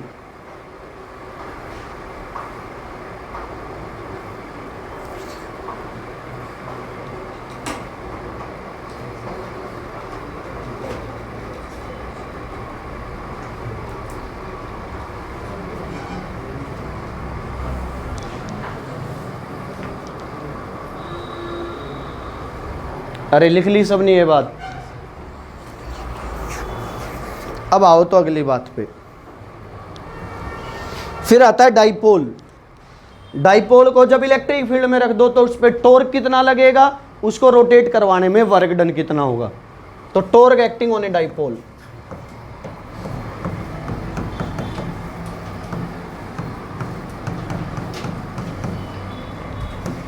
इन इलेक्ट्रिक फील्ड,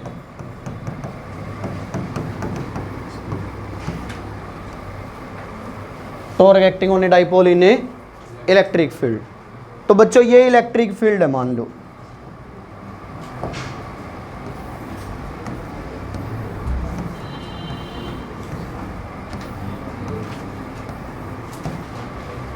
इस इलेक्ट्रिक फील्ड में डाइपोल रख दिया, ये डाइपोल रख दिया।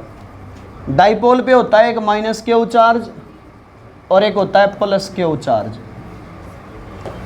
इलेक्ट्रिक फील्ड की ये डायरेक्शन दर्शाई रखी है, इसको मान लो थीटा एंगल पे रखा है। तो जैसे ही रखोगे तो आपको एक बात पता है, पॉजिटिव चार्ज पे इलेक्ट्रिक फील्ड की डायरेक्शन में फोर्स लग जाएगा, नेगेटिव चार्ज पे इलेक्ट्रिक फील्ड की अपोजिट डायरेक्शन में फोर्स लग जाएगा। तो दोनों फोर्स इक्वल एंड अपोजिट है, दोनों फोर्स क्या है, इक्वल एंड अपोजिट।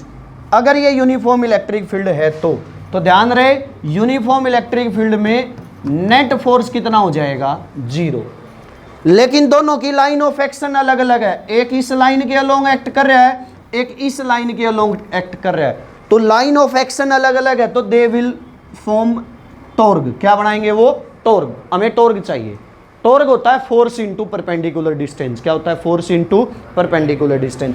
ये डाइपोल की टोटल लेंथ 2a है, ये एंगल थीटा है, तो इस परपेंडिकुलर डिस्टेंस को निकालोगे तो ये 2a साइन थीटा आएगी। तो टॉर्क होगा फोर्स, फोर्स मतलब क्यू ई, और परपेंडिकुलर डिस्टेंस से 2a sine theta. Q into 2a को p बोलते हैं, तो ये आ गया p e sine theta, dipole movement. तो टॉर्क आया p e साइन थीटा। इसको अगर वेक्टर फॉर्म में लिखो तो इसकी वेक्टर फॉर्म हो जाएगी बच्चों p cross e। By chance ये होता नॉन यूनिफॉर्म इलेक्ट्रिक फील्ड, क्या होता है ये, non uniform electric field. Uniform electric field में फोर्स पक्का 0 मिलेगा। जो टॉर्क है ना, नेट टॉर्क में और मे नॉट बी 0, में और मे नॉट बी 0। वो डिपेंड करता है एंगल पे। 0 कब होगा, जब थीटा 0 या 180 डिग्री हो, बाकी होगा नॉन 0। बट होता अगर non uniform electric field, non uniform electric field, तो एक बात सीधी सी है, फोर्स जो नेट आएगा ना वो पक्का नॉन 0 मिलेगा। ये भी एमसीक्यू में आने के चांस है इस क्वेश्चन के, कि जब डाइपोल को नॉन यूनिफॉर्म इलेक्ट्रिक फील्ड में रखो तो फोर्स से नॉन 0, यूनिफॉर्म में रखो तो फोर्स से 0, यूनिफॉर्म में रखो तो टॉर्क में और मे नॉट बी 0। अगर नॉन यूनिफॉर्म इलेक्ट्रिक फील्ड में रखो तो टॉर्क का जो फार्मूला है ना बच्चों, तो that is equal to P cross E, और साथ में ऐसे आर लगा देंगे। वहां इलेक्ट्रिक फील्ड डिस्टेंस का मतलब आर पे डिपेंड करेगा। किस पे डिपेंड करेगा, आर वेरिएबल होगा, कांस्टेंट नहीं है। ये 0 भी हो सकता है, नॉन 0 भी हो सकता है। तो टॉर्क तो अब भी वही मे और may not be 0, that depends on theta. किस पे डिपेंड करता है, थीटा पे। मिनिमम कब होगा, जब या तो 0 डिग्री हो या 180 डिग्री। मैक्सिमम कब होगा, जब 90 डिग्री हो। टॉर्क मैक्सिमम कब लगेगा, जब 90 डिग्री पे रखा हो। तो यूनिफॉर्म इलेक्ट्रिक फील्ड में फोर्स से 0, टॉर्क में और may not be 0। Non uniform electric field में फोर्स से नॉन 0, टॉर्क में और मे नॉट बी 0। याद हो जाएगी बात, पक्की बात है। उसके बाद आता है कोई कह दे इसको रोटेट करना है, रोटेट करने में वर्क डन कितना करना पड़ेगा। तो वर्क डन होता है बच्चों, स्मॉल निकालना पड़ेगा पहले तो, torque into angular displacement. Torque होता है पी ई साइन थीटा। अब टोटल वर्क डन निकालना हो तो इंटीग्रेट कर दो, कहां से लेके कहां तक, मान लो थीटा 1 से लेके कहां ले गए, theta 2, P E sine theta D theta. Integration करने चलो तो पी ई बार साइन थीटा का इंटीग्रेशन होता है माइनस कोस थीटा, थीटा 1 से लेके थीटा 2। लिमिट कैसे पुट होती है, अपर लिमिट माइनस से लोअर लिमिट, माइनस को बाहर रख लो। अपर लिमिट है थीटा 2, लोअर लिमिट है theta 1। This is work done in rotating the dipole. क्या है, work done in rotating the dipole. अगर इसमें थीटा 1 90 डिग्री होता और थीटा टू थीटा होता, मतलब 90 से किसी एंगल पे ले गए, तो उस वर्क डन को बोलते हैं पोटेंशियल एनर्जी ऑफ डाइपोल, और वो minus P E cos theta आती है।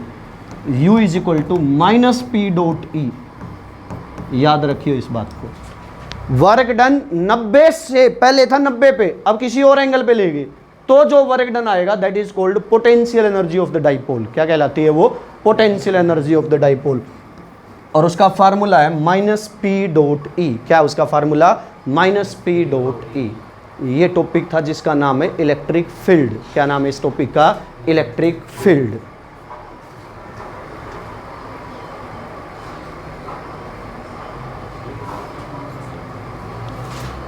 ये बता दिया था पॉइंट चार्ज के लिए के Q by R square, axial line के लिए, फिर किसके लिए था? इक्वेटोरियल लाइन के लिए। इलेक्ट्रिक डाइपोल मूवमेंट क्या होता है? Q into 2a। यूनिट क्या होती है उसकी? Coulomb metre. Electric dipole movement कैसी क्वांटिटी है? वेक्टर, जिसकी डायरेक्शन क्या है सरी?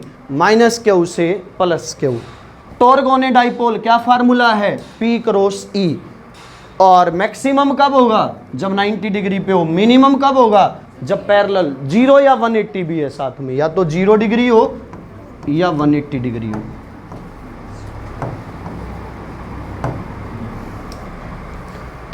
Force on a dipole in uniform electric field हमेशा कितना होता है? 0। बट जो टॉर्क है दैट इज मे और मे नॉट बी 0। टॉर्क मे और मे नॉट बी 0। जब force non uniform electric field में रखो तो ऑलवेज नॉन जीरो, और टॉर्क अब भी क्या है? मे और मे नॉट बी 0।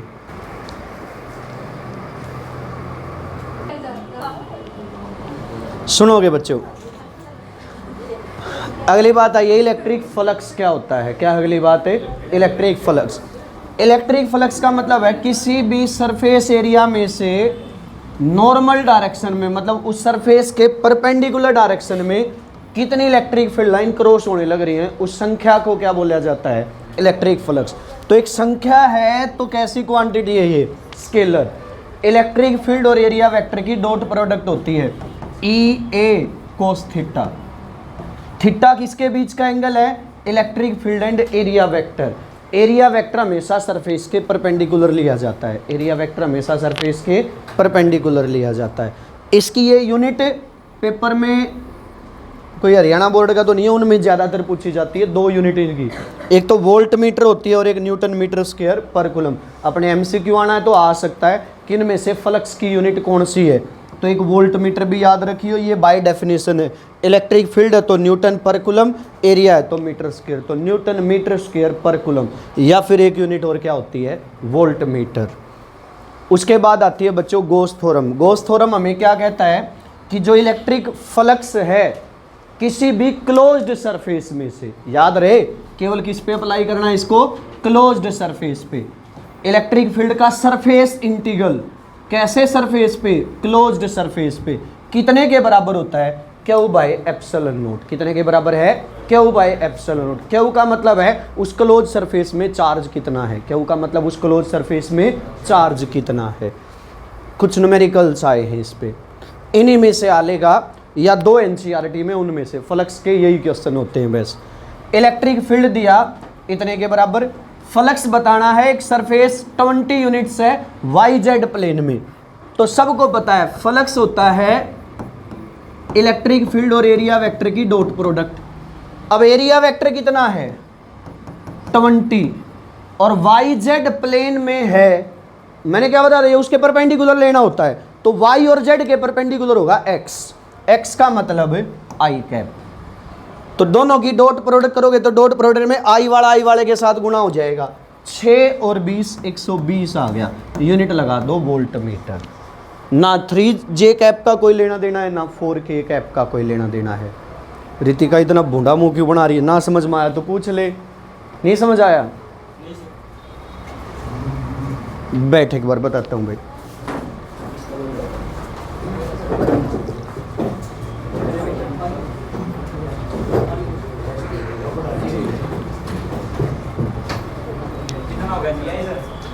दो बात बताइए। इलेक्ट्रिक फील्ड दे रखा था और फ्लक्स पूछ रखा था। इलेक्ट्रिक फील्ड दे रखा था और फ्लक्स पूछ रखा था, साथ में दे रखा था एरिया वेक्टर। एरिया जो भी सरफेस है उसका एरिया है 20 और वो सरफेस रखा है वाई जेड प्लेन में। तो सरफेस एरिया क्या होता है? प्लेन के परपेंडिकुलर। तो ये वाई है, ये जेड है, तो वाई और जेड के परपेंडिकुलर कौन होगा? एक्स। एक्स डायरेक्शन को दर्शाते हो आई कैप से। किससे दर्शाते हो? आई कैप से। तो इसका मतलब एरिया वेक्टर कितना है? 20 आई कैप। अब आपको करनी है डॉट प्रोडक्ट। डॉट प्रोडक्ट कैसे होती है? एक्स वाला कंपोनेंट एक्स वाले के साथ गुणा कर दो, प्लस वाई वाला वाई वाले के साथ गुणा कर दो, जेड वाला कंपोनेंट जेड वाले के साथ। तो इसमें है ही सिर्फ एक्स वाला कंपोनेंट, तो एक्स वाले के साथ गुणा कर दो 120। और फ्लक्स की यूनिट क्या होती है? वोल्ट मीटर, या फिर उसकी यूनिट होती है न्यूटन मीटर स्क्वायर पर कूलम। न्यूटन मीटर स्क्वायर पर कूलम। सीबीएसई में सबसे ज़्यादा पूछे जाने वाला प्रश्न नहीं मिला यहाँ लिखा हुआ, एनसीईआरटी से कर लेंगे। नहीं, मैंने सोचा ये वही वाला क्वेश्चन लिख रखा है मैंने। Calculate the flux through each of the 6 faces of a closed cube of length L if charge is placed at its centre at its vertex. यूं कहा कि एक क्यूब था भाई ये,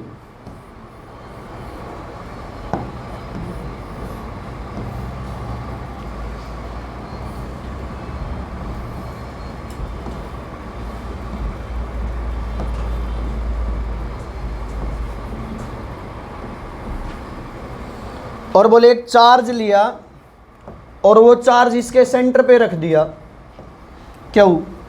तो बोले हर एक वर्टेक्स, हर एक फेस में से कितना फ्लक्स जाएगा? तो टोटल फ्लक्स कितना हो गया? क्यों भाई? Epsilon not. हमेशा सिमेट्रिकल डिस्ट्रीब्यूशन होता है फ्लक्स का। कितने फेस हैं क्यूब के? 6। तो एक फेस के हिस्से में कितना आ जाएगा? क्यों भाई? 6 एप्सिलॉन नॉट। क्या आ जाएगा? क्यों भाई? 6 एप्सिलॉन नॉट। ये समझ आया पहला पार्ट। दूसरे पार्ट में ममता और रितिका की बात बंद हो तो वो ध्यान दियो।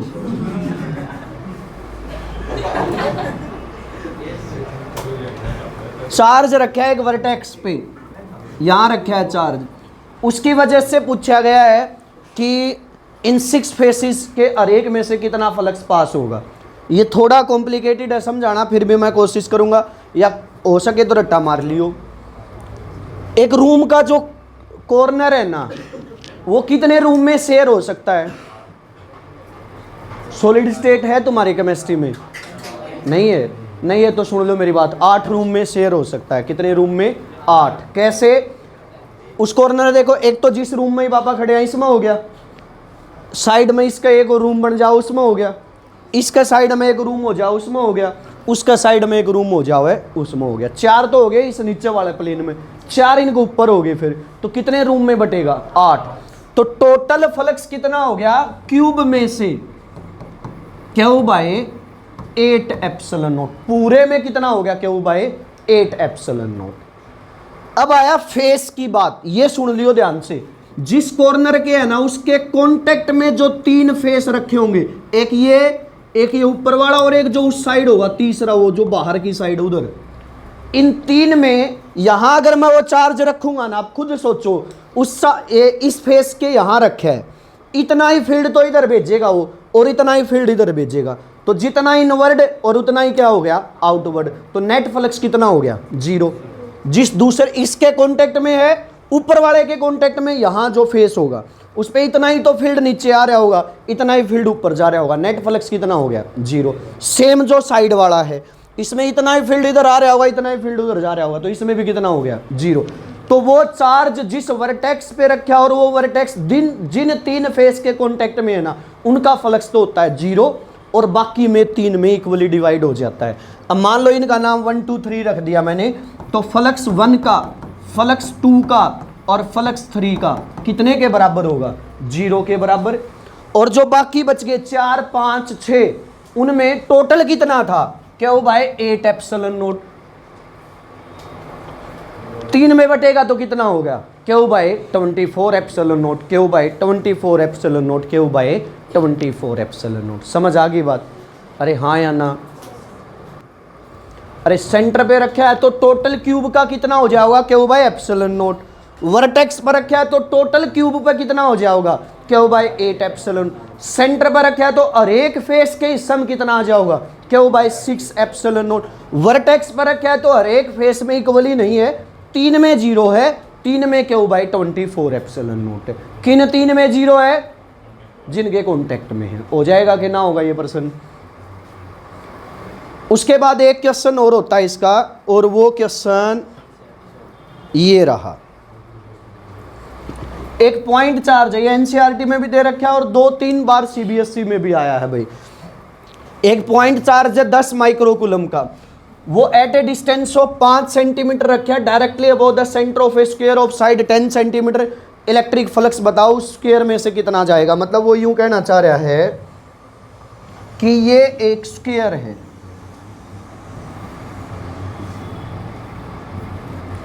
स्क्वायर प्लेट से जस्ट वर्टिकली अपवर्ड एक चार्ज रखा है क्यू। इस स्क्वायर की हर एक साइड मान लो ए है, तो ये रखा है a/2 की हाइट पे, तो इसकी वजह से इस स्क्वायर में कितना फ्लक्स आएगा।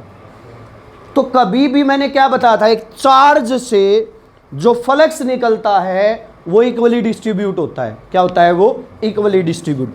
तो इस चार्ज को अनक्लोज्ड अगर मैं करता, एक सिमेट्रिकल सरफेस बनाता, ये है चार्ज, यहाँ है एक प्लेट, और मुझे सिमेट्री बनानी हो तो एक क्यूब बन जाएगा। मुझे उसको अगर एक गॉसियन सरफेस बोल देते हैं उसको, तो एक स्क्वायर प्लेट यहाँ रखी है, इससे a/2 पर चार्ज रखा है, तो सिमेट्री क्या बनेगी? क्यूब। सिमेट्री क्या बनेगी? क्यूब। इधर एक प्लेट ऊपर, एक इधर, एक ऐसे, तो कितने हिस्सों में बट गया? 6। तो इस प्लेट के हिस्से में कितना आएगा? 5 = Q/6 एप्सिलॉन नॉट। क्यू की वैल्यू दे रखी है, एप्सिलॉन नॉट की पता है, 6 को भी बचपन से जानते हो, तो फ्लक्स आ जाएगा। क्या आ जाएगा बच्चों? फ्लक्स आ जाएगा। कर लोगे कि ना इस बात को?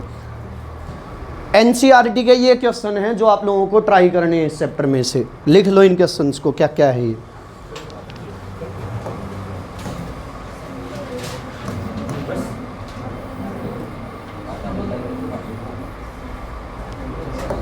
एनसीईआरटी के सोल्ड एग्जाम्पल 1.11 और 1.12, और जो एनसीईआरटी एक्सरसाइज के क्वेश्चन है 1.7, 1.9, 1.110, 1.14, 1.19 और 1.23, ये क्वेश्चन करने मस्ट हैं। लिख लो इनको, नोट कर लो।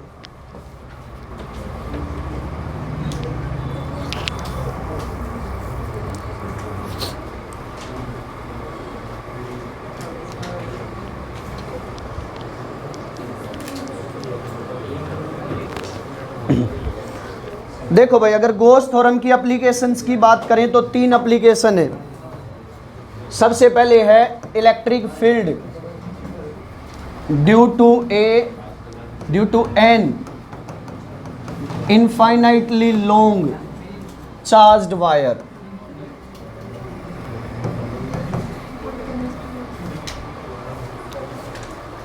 पहला डेरिवेशन ये है, तीनों को एक साथ करने की कोशिश करेंगे ताकि समझ थोड़ी ज्यादा हो। दूसरा है एक सीट चार्ज की वजह से, थिन चार्ज्ड सीट, और तीसरा है स्पेरिकल सेल। बच्चों आवाज नहीं, ध्यान दे लो। शुरुआत में तो तीनों ऑब्जेक्ट ड्रॉ कर लेते हैं। ये है positively charged thin road, thin sheet, ये है चार्ज्ड थिन सीट। बच्चा आप बातचीत करोगे ना, देख कितनी देर तक लग रहा हूँ, हौसला नहीं बचता है फिर टीचर में। भाई साहब, टिंकू मान जाओ, मान जाए। स्पेरिकल सेल ये है, that is also positively charge.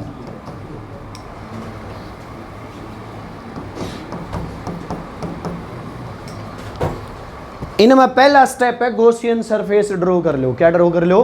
Gaussian surface. Charged sheet मतलब इनफाइनाइटली लॉन्ग चार्ज्ड वायर का गॉसियन सरफेस होता है सिलेंड्रिकल। चार्ज्ड सीट के लिए भी होता है सिलेंड्रिकल। स्पेरिकल सेल की वजह से होता है स्पेरिकल। आउटसाइड है तो भी, इनसाइड है तो भी। तो पहला स्टेप क्या ड्रॉ कर लो? Gaussian surface. कर लिया ड्रॉ। अब इस गॉसियन सरफेस के अलग अलग पॉइंट पे एरिया वेक्टर बना लो।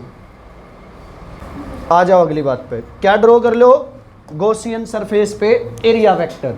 सिलेंडर के 3 जगह पे एरिया वेक्टर होगा। कर्व्ड सरफेसिस पे नॉर्मल आउटवर्ड डायरेक्शन, नॉर्मल, और ये जो बीच वाला पार्ट बच गया नॉर्मल आउटवर्ड डायरेक्शन। ऐसे ही यहां एरिया वेक्टर ड्रॉ कर लो, this this and this. Spherical shell में किसी एक जगह पे ड्रॉ कर लो दिस। एरिया वेक्टर हमेशा किस डायरेक्शन में होता है, नॉर्मल आउटवर्ड डायरेक्शन। नाम भी रख लो इनका, इसको कह दो DS1, इसको मान लो कह दिया DS2, और इसको कह दिया DSA3। ऐसे यहाँ DS1 DS2 DS3 ये एक ही है तो इसको कह दो DS। अब इलेक्ट्रिक फील्ड की डायरेक्शन ड्रॉ कर लो जहां जहां एरिया वेक्टर था। इस एरिया वेक्टर पे ये पॉजिटिवली चार्ज रोड है, ये आएगा इलेक्ट्रिक फील्ड, ये आएगा इलेक्ट्रिक फील्ड, ये आएगा इलेक्ट्रिक फील्ड, ई और ई। यहां पे ये सीट ऐसे रखी है, इसकी वजह से इलेक्ट्रिक फील्ड आएगा ये, यहां पे इलेक्ट्रिक फील्ड आएगा ये, यहां पे इलेक्ट्रिक फील्ड आएगा ये, यहां इलेक्ट्रिक फील्ड आएगा दिस, आउटवर्ड डायरेक्शन में ही आएगा। तो ये ड्रॉ कर लिए इलेक्ट्रिक फील्ड इन तीनों एरिया वेक्टर पे, इस 2 केस में, और एक एरिया वेक्टर की जगह पे वहां। इलेक्ट्रिक फील्ड, इलेक्ट्रिक फील्ड और इलेक्ट्रिक फील्ड। ये जो अलग सा कलर था ये एरिया वेक्टर की डायरेक्शन थी। अब आ जाओ तीसरे स्टेप पे। कुछ बच्चे अभी भी कंफ्यूज होंगे, 2 स्टेप कौन से हो चुके हैं। पहला स्टेप क्या हुआ था, गॉसियन सरफेस ड्रॉ करना। दूसरा था एरिया वेक्टर और इलेक्ट्रिक फील्ड की direction, area vector and electric field की डायरेक्शन। अगला स्टेप है, अब आप गॉस थ्योरम अप्लाई कर दो। वो कहता है E.ds किसके बराबर होगा, Q/ε0। सेम यहां E.ds किसके बराबर होगा, Q/ε0। सेम यहां E.ds किसके बराबर होगा, Q/ε0। पहला स्टेप सब में सेम। अब यहां एक ही एरिया वेक्टर है तो उसको सोल्व कर लो। देखो इलेक्ट्रिक फील्ड और एरिया वेक्टर दोनों आउटवर्ड है, आउटवर्ड है तो दोनों के बीच का एंगल 0 डिग्री, और डॉट को हटाओ तो कोस थीटा आता है, तो कोस 0 कितना हो गया 1। तो इसको सोल्व किया तो ये आया EDS कोस 0 किसके बराबर, Q/ε0। ई हमें फाइंड आउट करना था तो ई बाहर निकाल लिया, DS मतलब स्मॉल एरिया, इंटीग्रेशन मतलब टोटल एरिया, वो हो जाएगा 4πr², और इस साइड है Q/ε0। इसको डिवाइड में उठा ले जाओ, ई की वैल्यू आ गई बच्चों। तो ई आया अपने पास Q/4πε0r²। आउटसाइड पॉइंट के लिए है, किसके लिए है, आउटसाइड पॉइंट के लिए। इनसाइड पॉइंट होता ना तो Q इनक्लोज्ड 0 है, स्फेरिकल सेल है, Q इनक्लोज्ड 0 है तो इनसाइड का इलेक्ट्रिक फील्ड कितना आता 0। ये आया आउटसाइड का। तो इसका ग्राफ बड़ा इंपॉर्टेंट है, MCQ में भी ग्राफ भी पूछा जा सकता है। तो इनसाइड का इलेक्ट्रिक फील्ड 0, इनसाइड का इलेक्ट्रिक फील्ड 0, सरफेस पे मैक्सिमम, उसके बाद R² के इनवर्सली प्रोपोर्शनल। ये ग्राफ आता है स्फेरिकल सेल में। अरे क्लियर है सबको बात। अब इस साइड पे आ जाओ, स्फेरिकल सेल का सारा स्टेप समझ आ गया। अब यहां आओगे तो बच्चों जरा सुनियो,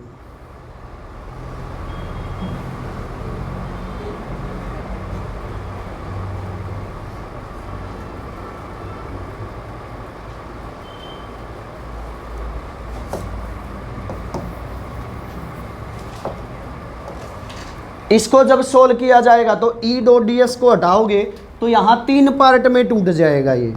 EDS1 dot EDS2 dot EDS3 dot किसके बराबर है, Q/ε।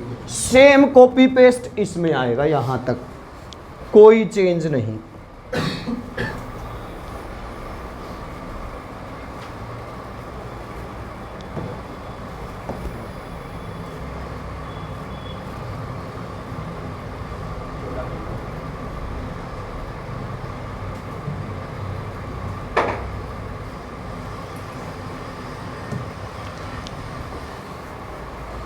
तो ये स्टेप और ये स्टेप यहां तक सेम।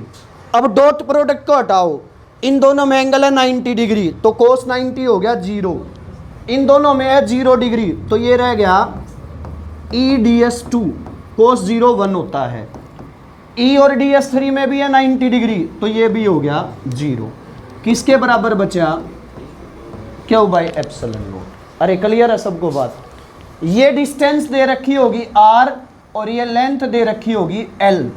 तो E आपको निकालना है, DS2 मतलब स्मॉल एरिया, इंटीग्रेशन मतलब यहां तक का area, curved surface area, circular हटा दो बस, तो वो होता है 2 पाई RL। उधर था Q by epsilon not. 2 pi RL को डिवाइड में ले जाओ, आपका उत्तर आ गया। तो E आया Q by 2 pi epsilon not RL। Q by L को बोलते हैं लैम्डा। Q बाई L को क्या बोलते हैं? Lambda, linear charge density. क्या होता है ये? Linear charge density. तो ये हो गया lambda by 2 pi epsilon naught R। This is electric field due to a line charge. R के इनवर्सली प्रोपोर्शनल। क्या है? R के इनवर्सली प्रोपोर्शनल। समझ आया या ना आया? सीट वाला और समझ लो, उसमें क्या होगा।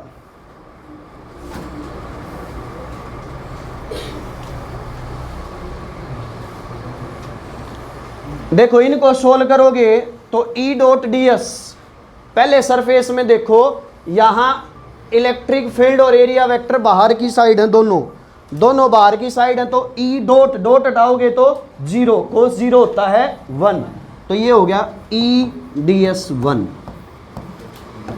यहां एंगल कितना है दोनों में? 90, तो ये हो गया 0। ये फिर से वही, दोनों सेम डायरेक्शन में है इसमें, तो EDS3 किसके बराबर है? ये Q by epsilon not. E निकालना है, बाहर ले आओ। DS1 मतलब स्मॉल एरिया, इंटीग्रेशन मतलब ये एरिया दे नहीं रखा, तो मान लो ये एरिया A है, तो ये एरिया भी A होगा, तो ये बन गया EA। ये 0 था और ये भी हो गया EA। किसके बराबर है? Q by epsilon not. EA क्या हो गया? 2EA। तो ये बन गया 2EA। किसके बराबर है? Q by epsilon not. 2A को डिवाइड में ले जाओ तो Q 2 epsilon not A। Q by A होता है सिग्मा, तो क्या आया? Sigma by 2 epsilon not. क्या आया? Sigma by 2 epsilon not. समझ आई या ना आई कहानी? सीरियसली ही आसान है। क्या है? आसान। एक स्टेप में तीनों बता रहा हूं। स्फेरिकल सेल वाले में क्या करना था? E डॉट ds किसके बराबर है? Q by epsilon. एंगल था 0, तो E बार आ गया, अंदर रह गया, ds किसके बराबर है? Q by epsilon not. Area कितना आया था? 4 पाई R²। किसके बराबर है? Q by. इसको डिवाइड में ले जाओ, उत्तर आ गया था। सीट वाले में क्या हुआ था? 3 हिस्सों में तोड़ा था। E dot ds1, E dot ds2 और E डॉट ds3। प्लीज बोले ना बच्चों, किसके बराबर रखना था? Q by epsilon not. E dot ds1 क्या हो गया था? EA। ये क्या हो गया था? 0। ये क्या हो गया था? EA। किसके बराबर है? Q by epsilon. ये हो गया 2EA। किसके बराबर है? Q by epsilon not. 2A को डिवाइड में ले गए थे, तो Q 2 epsilon not A। Q by A क्या होता है? Sigma by 2 epsilon. तो डिस्टेंस पे डिपेंड ही नहीं करता, डिस्टेंस पे डिपेंड ही नहीं करता। समझ आ गई थी सबको बात? थिन सीट हो तो sigma by 2 epsilon not, thick seat लिख दिया हो ना तो सिग्मा बाई एप्सिलॉन नॉट होता है। थिन है तो sigma by 2 epsilon not, thick है तो सिग्मा बाई एप्सिलॉन नॉट। और लास्ट वाला था लाइन चार्ज। कितने हिस्सों में था? 3 हिस्से थे उसके भी। E dot ds1, E dot ds2, E dot ds3। किसके बराबर था ये? Q by epsilon not. क्या करना है अब इसको? ये तो हो गया था, सॉरी, ये हो गया था 0, ये भी हो गया था 0, ये हो गया था E 2 पाई RL। किसके बराबर है? Q by epsilon. इसको डिवाइड में ले गए थे तो Q by 2 pi epsilon naught R L. Q by L क्या है? लैम्डा, लीनियर चार्ज डेंसिटी बोलते हैं। ये आया था, हो जाएंगे सारे के सारे, ये पक्की बात है। वो 3 डेरिवेशन और सुनो। इलेक्ट्रिक फील्ड एक पॉइंट चार्ज की वजह से, किसकी वजह से? पॉइंट चार्ज की वजह से।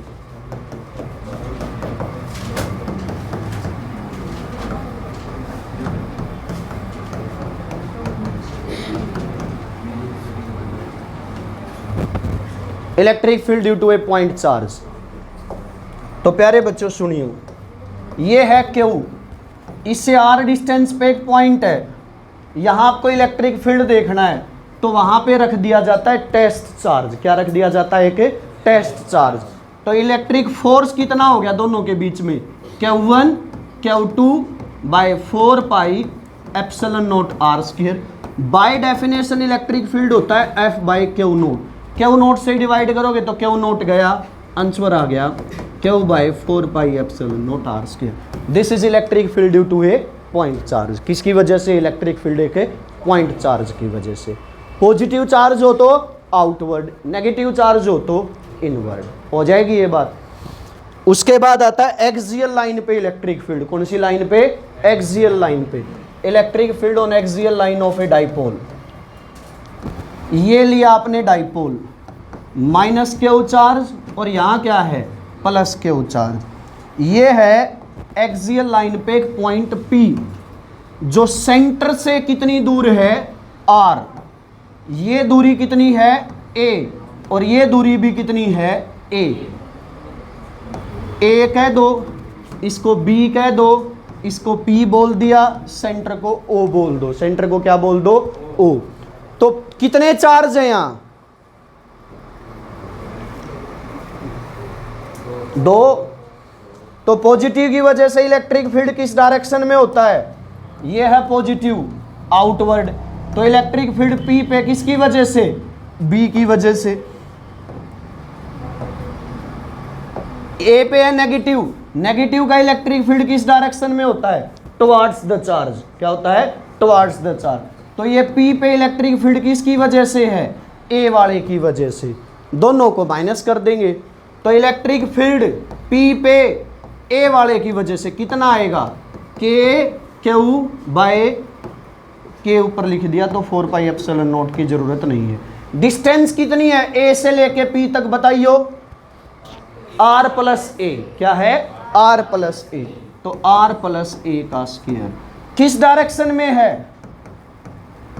इनवर्ड डायरेक्शन में। वेक्टर लगाया है तो डायरेक्शन जरूर बताइए, वेक्टर ना लगाया होता तो चल जाती बात। इलेक्ट्रिक फील्ड P पे B की वजह से क्या आएगा? Q। डिस्टेंस कितनी बचेगी? R minus A। कैसी डायरेक्शन में है? आउटवर्ड डायरेक्शन में। नेट इलेक्ट्रिक फील्ड चाहिए तो दोनों को क्या कर दो? माइनस। बड़े में से छोटा घटा दो। नजदीक वाला फील्ड बड़ा होता है और दूर वाला कम होता है, पता भी है सबको ये बात। तब क्या करना है? नेट इलेक्ट्रिक फील्ड चाहिए तो B वाले में से A वाला इलेक्ट्रिक फील्ड घटा दो, नेट इलेक्ट्रिक फील्ड आ जाएगा। जब घटाओगे दोनों वैल्यू रख दोगे तो बचेगा 2kPr by 4 pi epsilon naught, ऊपर K में ही आ गया, R square minus A square का होल स्क्वायर। इसी डायरेक्शन में आएगा तो P और E पैरेलल होंगे। रख लोगे वैल्यू तो ये P कहाँ से आ गया? ऊपर बचेगा Q इंटू 2A। उस Q इंटू 2A को क्या लिख दिया? P। Q इंटू 2A को क्या लिख दिया? P। लास्ट आता है इक्वेटोरियल लाइन। कौन सी लाइन है? Equatorial line. ये डाइपोल है, यहाँ माइनस Q चार्ज, यहाँ प्लस Q चार्ज, सेंटर से R डिस्टेंस, ये A ये A। इस P पॉइंट पे इलेक्ट्रिक फील्ड चाहिए तो प्यारे बच्चों माइनस वाले की वजह से होता है इनवर्ड डायरेक्शन में, प्लस वाले की वजह से होता है आउटवर्ड डायरेक्शन में। इसको कह दो A, इसको कह दो B, इसको कह दिया P, सेंटर को कह दो O। ये एंगल अगर थीटा होगा तो ये भी क्या बनेगा? थीटा। ये डिस्टेंस लेट कर लो x है, तो ये डिस्टेंस भी क्या आएगी, एक्स। एक्स है किसके बराबर है, under root R square plus A square, Pythagoras theorem से। आर ये, ए ये। हमें एक जरूरत पड़ेगी इस डेरिवेशन में कोस थीटा की, ये दो जरूरत पड़ती है। मैं कोस थीटा को पहले ही लिख लेता हूं। कोस थीटा होता है बेस बाय हाइपोटेन्यूज। क्या होता है, बेस बाय हाइपोटेन्यूज। बेस है ए, हाइपोटेन्यूज है एक्स, तो क्या आएगा ए बाय एक्स। क्या आएगा, ए बाय एक्स। हमें इसमें जरूरत पड़ेगी एक जगह पे एक्स क्यूब की। किसकी जरूरत पड़ेगी, एक्स क्यूब। तो एक्स है under root R square plus A square, तो एक्स क्यूब क्या होगा, R square plus A square. Root का मतलब 1/2, क्यूब का मतलब साथ में 3 और लग गया। तो एक्स क्यूब जहां भी आएगा उसकी जगह लिख देंगे R square plus A square की पावर है 3/2। अब पी पॉइंट पे ए की वजह से इलेक्ट्रिक फील्ड क्या आएगा, के क्यू बाई एक्स। इतनी डिस्टेंस पे ये है, तो इलेक्ट्रिक फील्ड पी पे बी की वजह से भी कितना आएगा, के क्यू बाई एक्स। मैंने वेक्टर का साइन नहीं लगाया, तो सिर्फ मैग्नीट्यूड बताया है, डायरेक्शन सामने बना रखी है। इन दोनों को रिजोल्व कर लो। ये एंगल थीटा है तो ये भी थीटा आएगा। ये है ई पी पे बी की वजह से, ये है ई पी पे ए की वजह से। ये एंगल थीटा है तो ये भी थीटा आएगा। तो इधर जो कंपोनेंट आएंगे E P B cos theta और E P A cos theta. इसका ऊपर कंपोनेंट आएगा E P B sine theta, इसका नीचे कंपोनेंट आएगा E P A sine theta. तो वर्टिकल कंपोनेंट कैंसिल हो गए, ओरिजेंटल कंपोनेंट ऐड हो गए। वर्टिकल कंपोनेंट कैंसिल हो गए, ओरिजेंटल कंपोनेंट ऐड हो गए। तो जो नेट इलेक्ट्रिक फील्ड आया पी पे, मतलब इक्वेटोरियल लाइन पे, वो आया 2 कोस थीटा। क्योंकि दोनों बराबर हैं तो E P B cos theta plus E P A cos theta बराबर है, तो एक का 2 टाइम्स लिख दो। 2 ई पी ए कितना है, के क्यू बाई एक्स। गलती है ये, के क्यू बाई एक्स स्क्वायर होता है। क्या होता है, के क्यू बाई एक्स स्क्वायर। तो K Q by X square. Cos theta की वैल्यू क्या है, A by X. Q into 2a P होता है, और नीचे बन गया एक्स क्यूब। एक्स क्यूब कितना था, R square plus A square की पावर 3/2। ये अपना इक्वेटोरियल लाइन का इलेक्ट्रिक फील्ड है। बीच में एक स्टेप छोड़ दिया मैंने, आप लोगों को यहां लिखना है resolve E P A and E P B, और फिर point 1 horizontal component add, vertical component cancel. तो this is total electric field. Vector form देखो, डाइपोल मूवमेंट होता है माइनस क्यू से प्लस क्यू। इलेक्ट्रिक फील्ड आया इस साइड, तो दोनों अपोजिट साइड है। तो ई इक्वेटोरियल लाइन पे अपोजिट साइड मतलब माइनस का साइन लगा दियो, divide by R square plus A square की पावर 3/2। किस लाइन पे आया ये, इक्वेटोरियल लाइन। देखो प्यारे बच्चे, क्वेश्चन दिया गया गॉस थ्योरम की एप्लीकेशन पे, ऐसे या तो ये क्यूब का होता है या सिलेंडर का होता है, या तो क्यूब एक्सिस से कुछ डिस्टेंस पे रखा होता है, सॉरी ओरिजिन से, या ओरिजिन पे ही रखा होता है। तो इस टाइप का क्वेश्चन गॉस थ्योरम की एप्लीकेशन और न्यूमेरिकल के साथ आने के चांस होते हैं। तो ज़रा समझें क्या बोले इसमें का इलेक्ट्रिक फील्ड की वेरिएशन एक्स एक्सिस के अलोंग ये दे रखी है, वाई एक्सिस और जेड एक्सिस के अलोंग 0 है। अल्फ़ा यहाँ एक कांस्टेंट है जिसकी वैल्यू 800 विद यूनिट्स लिख रखी है। एक्स वो डिस्टेंस है ओरिजिन से। तो इनका टोटल फ्लक्स बताओ और टोटल चार्ज बताओ इस क्यूब में कितना है। तो प्यारे बच्चों, यहाँ पे अगर मैं इलेक्ट्रिक फील्ड दर्शाने की कोशिश करूँ तो ऐसे इलेक्ट्रिक फील्ड एक्स एक्सिस के अलोंग है, सिर्फ किसके अलोंग है प्यारे बच्चे, एक्स एक्सिस के अलोंग।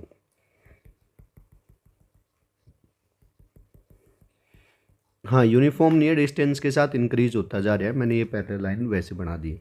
तो अब आप एक बात सोचो, इसमें जो सिर्फ ये वाला फेस है, कौन से वाला, दिस, ये वाला जो फेस होगा, इस पे तो है फ्लक्स इनवर्ड, और इस पे फ्लक्स प्यारे बच्चे क्या है, आउटवर्ड।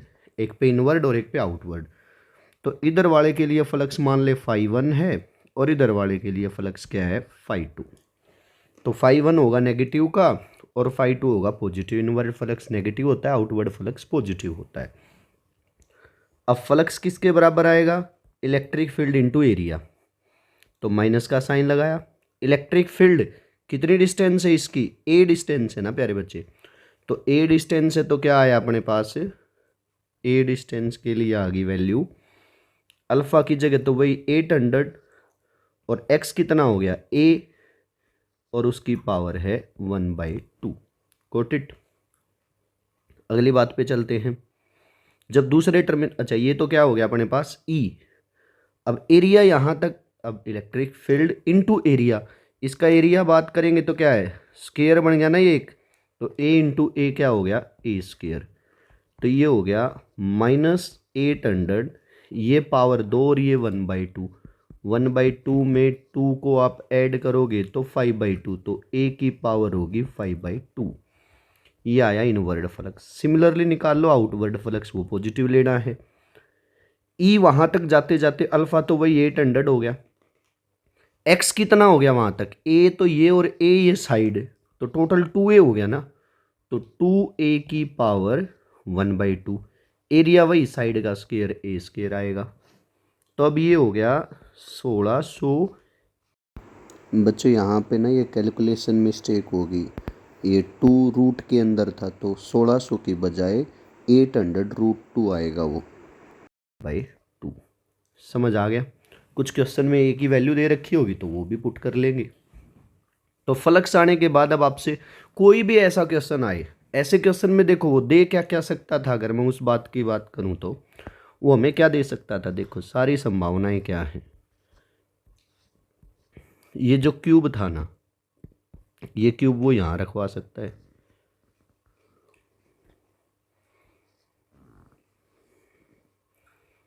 इस तरीके से बना के दे सकता था प्यारे बच्चे। वो इस क्यूब की जगह पे सिलेंड्रिकल सरफेस दे सकता था। बात वही है, एक में इनवर्ड और एक में आउटवर्ड, इतना सा फर्क होता है। इलेक्ट्रिक फील्ड कांस्टेंट दे सकता है, वेरिएबल दे सकता है, सिलेंड्रिकल शेप दे सकता था, ऐसी शेप दे दी। बात वही, दो सरफेस, यहाँ फ्लक्स नेगेटिव, यहाँ फ्लक्स पॉजिटिव, पॉजिटिव वाले में से नेगेटिव वाले को घटा देना है हमें, बस इतनी सी बात होती है। समझ आ गई ना बात क्या है। तो इस टाइप का क्वेश्चन आए, प्रैक्टिस करनी है। जो मैंने एनसीईआरटी और पीवाईक्यू बताया उसमें 2-3 क्वेश्चन मिलेंगे। अब अगले क्वेश्चन की तरफ बढ़ते हैं। देखो नेक्स्ट क्वेश्चन में हमें क्या बोला गया कि भाई इनफाइनाइट नंबर ऑफ चार्ज हैं, हर एक 4 माइक्रोकूलम है, 1 मीटर, 2 मीटर, 4 मीटर, 8 मीटर, ऐसे रखे इन्फिनिटी तक। तो आपको टोटल फोर्स बताना है 1 कूलम चार्ज जो ओरिजिन पे रखा है उस पर। सुनो तो जरा गौर से, ये होगी अपनी एक्सिस, ओरिजिन पे रखा है यहाँ एक चार्ज 1 माइक्रोकूलम, फिर बाकी के चार्जेस जो अलग अलग हैं वो ये रखे हैं। यहाँ रखा है 4 माइक्रोकूलम, फिर यहाँ रखा है 4 माइक्रोकूलम, फिर यहाँ रखा है 4 माइक्रोकूलम, फिर यहाँ रखा है 4 माइक्रोकूलम। ऐसे कहाँ तक हैं प्यारे बच्चे, इन्फिनिटी तक। ये डिस्टेंस है 1 मीटर, अगली डिस्टेंस है 2 मीटर, अगली डिस्टेंस है 4 मीटर, अप टू सोन अगली डिस्टेंस 8 मीटर। सब पॉजिटिव रिपेल करेंगे, इधर फोर्स लगाएंगे, पॉजिटिव पॉजिटिव को रिपेल करता है, सबका फोर्स इस साइड आएगा। अब सबका फोर्स इस साइड आएगा तो नेट फोर्स जब मैंने फाइंड आउट करना होगा तो नेट फोर्स क्या आएगा, Q1 Q2 तो कॉमन आना है। Q1 की जगह पे क्या है 1 माइक्रोकूलम, ये 1 ही कूलम दे रखा था ना, 1 कूलम, और Q2 की जगह पे क्या है 4 माइक्रोकूलम। तो Q1 Q2 तो बाहर आए, अंदर क्या रह गया 1/1 का स्क्वायर प्लस 1/2 का स्क्वायर प्लस 1/4 का square plus up to so on, ऐसे इन्फिनिटी तक है प्यारे बच्चे। तो K की वैल्यू 9 × 10 की पावर 9, Q1 कितना 1, Q2 कितना 4 माइक्रो है तो 10 की पावर -6। अब 1/2 plus 1/4 plus 1/16 plus up to this, ये देखो तो क्या बन गया एक 1/2 से फिर 1/4, ऐसे चलते चलोगे तो ये अपने पास इन्फिनिटी तक गया सम। पहला है 1/1 का स्क्वायर 1 प्यारे बच्चे। तो एक जीपी बन गई 1/4 से मल्टीप्लाई होता जा रहा है, और इनफाइनाइट जीपी का सम एक बार इनको गुणा कर लो, ये 36 इंटू 10⁻3। इनफाइनाइट जीपी का sum first term divide by 1 minus common ratio क्या है 1/4, तो यहाँ से 4 ऊपर चला गया, 6/3 इंटू 10⁻3, ये आ गया 48 इंटू 10⁻3, ये आ जाएगा प्यारे बच्चों, इतने न्यूटन फोर्स आया। जीपी इनफाइनाइट जीपी का सम याद रखना है, क्या होता है a/1 माइनस आर। ए मतलब फर्स्ट टर्म क्या है, आर मतलब वो क्या चीज़ है जिससे मल्टीप्लाई होता जा रहा है। नेक्स्ट देखो क्या दिया, हमें क्या दिया कि दो चार्ज दे रखे हैं, एक अपने पास है 4 माइक्रोकुलम और एक 1 माइक्रोकुलम, वो 2 मीटर की डिस्टेंस पे एयर में। तो हमसे पूछा गया लाइन ज्वाइनिंग टू चार्जेस पे इलेक्ट्रिक फील्ड कहाँ जीरो होगा। तो प्यारे बच्चों एक बात मेरी ध्यान से सुनना जरा, इस कंसेप्ट को चाहे लिख लेना। मान लो दो चार्ज है, एक चार्ज है Q1, एक चार्ज है Q2, और इनके बीच की डिस्टेंस है R। इन पे वो चार्ज की बात भी कर सकता है, फील्ड की बात भी कर सकता है, चार्ज की बात भी कर सकता है और वो फील्ड की बात भी कर सकता है। मान लो कोई तीसरा चार्ज ले आए Q3, उसको कहाँ पे रखें इनके बीच में, ताकि पूरे सिस्टम पे फोर्स जीरो हो जाए, ताकि पूरे सिस्टम पे फोर्स क्या हो जाए जीरो। मतलब Q1 पे देखो तो भी जीरो, Q2 पे देखो तो भी जीरो, Q3 पे देखो तो भी जीरो। तो वो डिस्टेंस मान लो यहां से है x और यहां से है y। अब यहां 4 जीरो तो फील्ड तो जीरो होना ही है, सीधी सी बात है। तो x निकालना है ना, जिससे डिस्टेंस है उस चार्ज डिवाइड बाय रूट में दोनों चार्ज का सम इनटू में distance between the two charges, ये आपका x आ गया। मान लो मुझे y देखना होता तो y क्या था, जिस चार्ज से देखना है उस चार्ज का मैग्नीट्यूड का रूट कर लो, दोनों का सम कर लो रूट में, और इनके बीच की डिस्टेंस। अगर हमसे ये भी पूछ लेता ना कि वो तीसरा चार्ज का मैग्नीट्यूड बताओ कितना है, तो उस तीसरे चार्ज का सिस्टम इक्विलिब्रियम में हो जाए Q3, that is negative Q1 into Q2 divide by root Q1 plus root Q2 और इसका स्क्वायर, ये आता प्यारे बच्चों। तो ये ध्यान रखियो, फार्मूला आपका कोई न्यूमेरिकल सोल्व करने में इजीली हेल्प करेगा। अब यहाँ हमसे ये फॉर्मूला लिख लिया होगा। अब हमें क्या दिया गया, एक चार्ज है 4 माइक्रोकुलम, मान लो इसी से निकाल लेते हैं हम, ठीक है, x डिस्टेंस बोल देते हैं। तो इसका रूट 4 का रूट करेंगे तो 2, माइक्रो का करेंगे तो 10⁻³ r, इनके बीच की डिस्टेंस कितनी है 2 मीटर, तो r की जगह आ गया 2 डिवाइड बाय पहले का रूट करोगे तो 2, दूसरे का करोगे तो 1, दोनों ही माइक्रो में है तो 10⁻⁻6, तो ये आ गया 4/3 इंटू 10⁻3, ये अपना आंसर बच गया बच्चों। एक मिनट, मीटर में था, ठीक है, ये ऊपर जाके प्लस हो गया,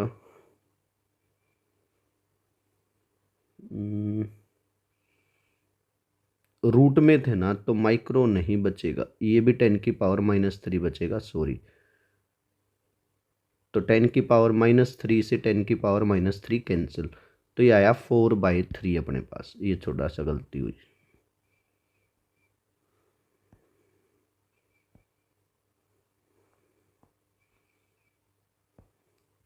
क्या बचेगा 4/3 मीटर, कहाँ से 4 वाले से। समझ आ गया कैसे करना था, बस फार्मूले में पुट करना है हमें। नेक्स्ट छोटा सा क्वेश्चन हो रहा है, what is the nature of symmetry of field due to a point charge. Point charge की वजह से सिमेट्री मतलब उसके चारों तरफ जब देखोगे इलेक्ट्रिक फील्ड जो फैलेगा, तो पॉइंट चार्ज की वजह से याद रखियो प्यारे बच्चों स्फेरिकल सिमेट्री होती है, और लाइन चार्ज की वजह से सिलेंड्रिकल सिमेट्री होती है। What is the net flux through a close surface if it encloses a dipole. एक क्लोज सरफेस है, मान लो ये, इसके अंदर एक डाइपोल रखा है, एक माइनस क्यू चार्ज और एक प्लस क्यू चार्ज, तो नेट फ्लक्स क्या होगा, नेट चार्ज कितना है 0, तो फ्लक्स भी कितना आएगा 0 आएगा प्यारे बच्चों। 1 कूलम चार्ज, ये जरूर याद रख लियो, आपके पेपर में एमसीक्यू में आ सकता है, इसका डायरेक्ट आंसर भी याद करना होगा आप लोगों को। तो अगर 1 कूलम चार्ज रखा है तो फ्लक्स क्या था, क्यू बाय एप्सिलॉन नॉट, तो क्या आंसर बनेगा 1 बाय एप्सिलॉन नॉट। कोशिश करियो न्यूमेरिकली भी आप इस वैल्यू को सोल्व कर लो, मुझे ध्यान नहीं है, आप सोल्व कर लेना। 1 बाय एप्सिलॉन नॉट की वैल्यू सबको पता है, वरना ये याद ही है, जैसे 1/4 पाई एप्सिलॉन नॉट क्या होता था 9 × 10⁹ ना, तो वैसे इसको 4 पाई से और मल्टीप्लाई कर लो, तो कर लोगे आप लोग सोल्व। 4 पाई इंटू दिस, तो 36 पाई इंटू 10⁹, ऐसा समथिंग बचेगा। पाई की वैल्यू 3 पॉइंट समथिंग, तो आप आगे सोल्व कर लियो, तो ये आएगा प्यारे बच्चों। क्लियर है सबको। एक टॉपिक और देखो इसमें, that is about electric field line pattern due to various charges. अलग अलग चार्जेस की वजह से इलेक्ट्रिक फील्ड लाइंस का पैटर्न। पहले है 2 पॉजिटिव पॉइंट चार्ज हो, तो पॉजिटिव पॉइंट चार्ज हो, तो ये पॉजिटिव चार्ज लिया, इसकी वजह से इलेक्ट्रिक फील्ड लाइन क्या आएंगी आउटवर्ड डायरेक्शन में, नेगेटिव लेके चलते तो इनवर्ड डायरेक्शन में, ये एरो के निशान इनवर्ड है।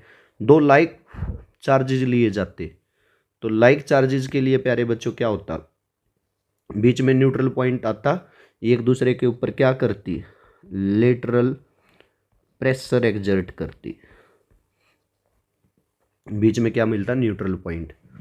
अगर यही हमारे पास क्या होते अनलाइक चार्ज, मतलब डाइपोल होता, एक पॉजिटिव चार्ज और एक क्या आता नेगेटिव चार्ज, तो ये क्या करती लेंथ वाइज कॉन्ट्रैक्ट करती, अट्रैक्शन शो करती, लेंथ वाइज क्या होती इसमें कंट्रैक्शन, जो अट्रैक्शन को शो करता है। जैसे यहाँ इनकी डिस्टेंस कम है इलेक्ट्रिक फील्ड लाइंस के बीच में, यहाँ थोड़ी ज़्यादा होगी, फिर यहाँ दोबारा से कम होगी, तो लेंथ वाइज क्या होता कॉन्ट्रैक्शन। पॉजिटिव से स्टार्ट होती, नेगेटिव पे खत्म, हर जगह डायरेक्शन पॉजिटिव से नेगेटिव, पॉजिटिव से नेगेटिव। यूनिफॉर्म इलेक्ट्रिक फील्ड हो तो ऐसे आएगा, इक्वी स्पेस्ड ये लिख रखा होंगी। सिमेट्री भी देखो यहाँ लिख रखी है, पॉइंट चार्ज हो आइदर पॉजिटिव, तो उसका जो फील्ड होता है वो स्पेरिकली सिमेट्रिक होता है, और अगर हमारे पास 2 इक्वल एंड अपोजिट चार्ज हैं तो सिलेंड्रिकली सिमेट्रिक होता है।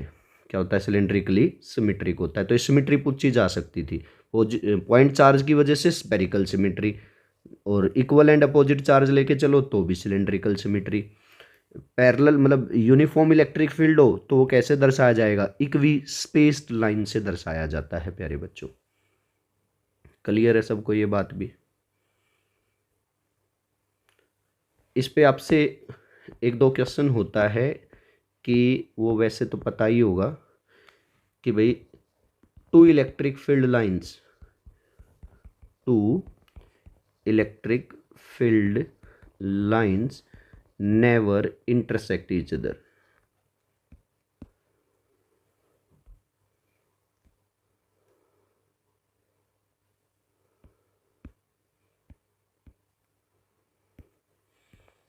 Never intersect each other.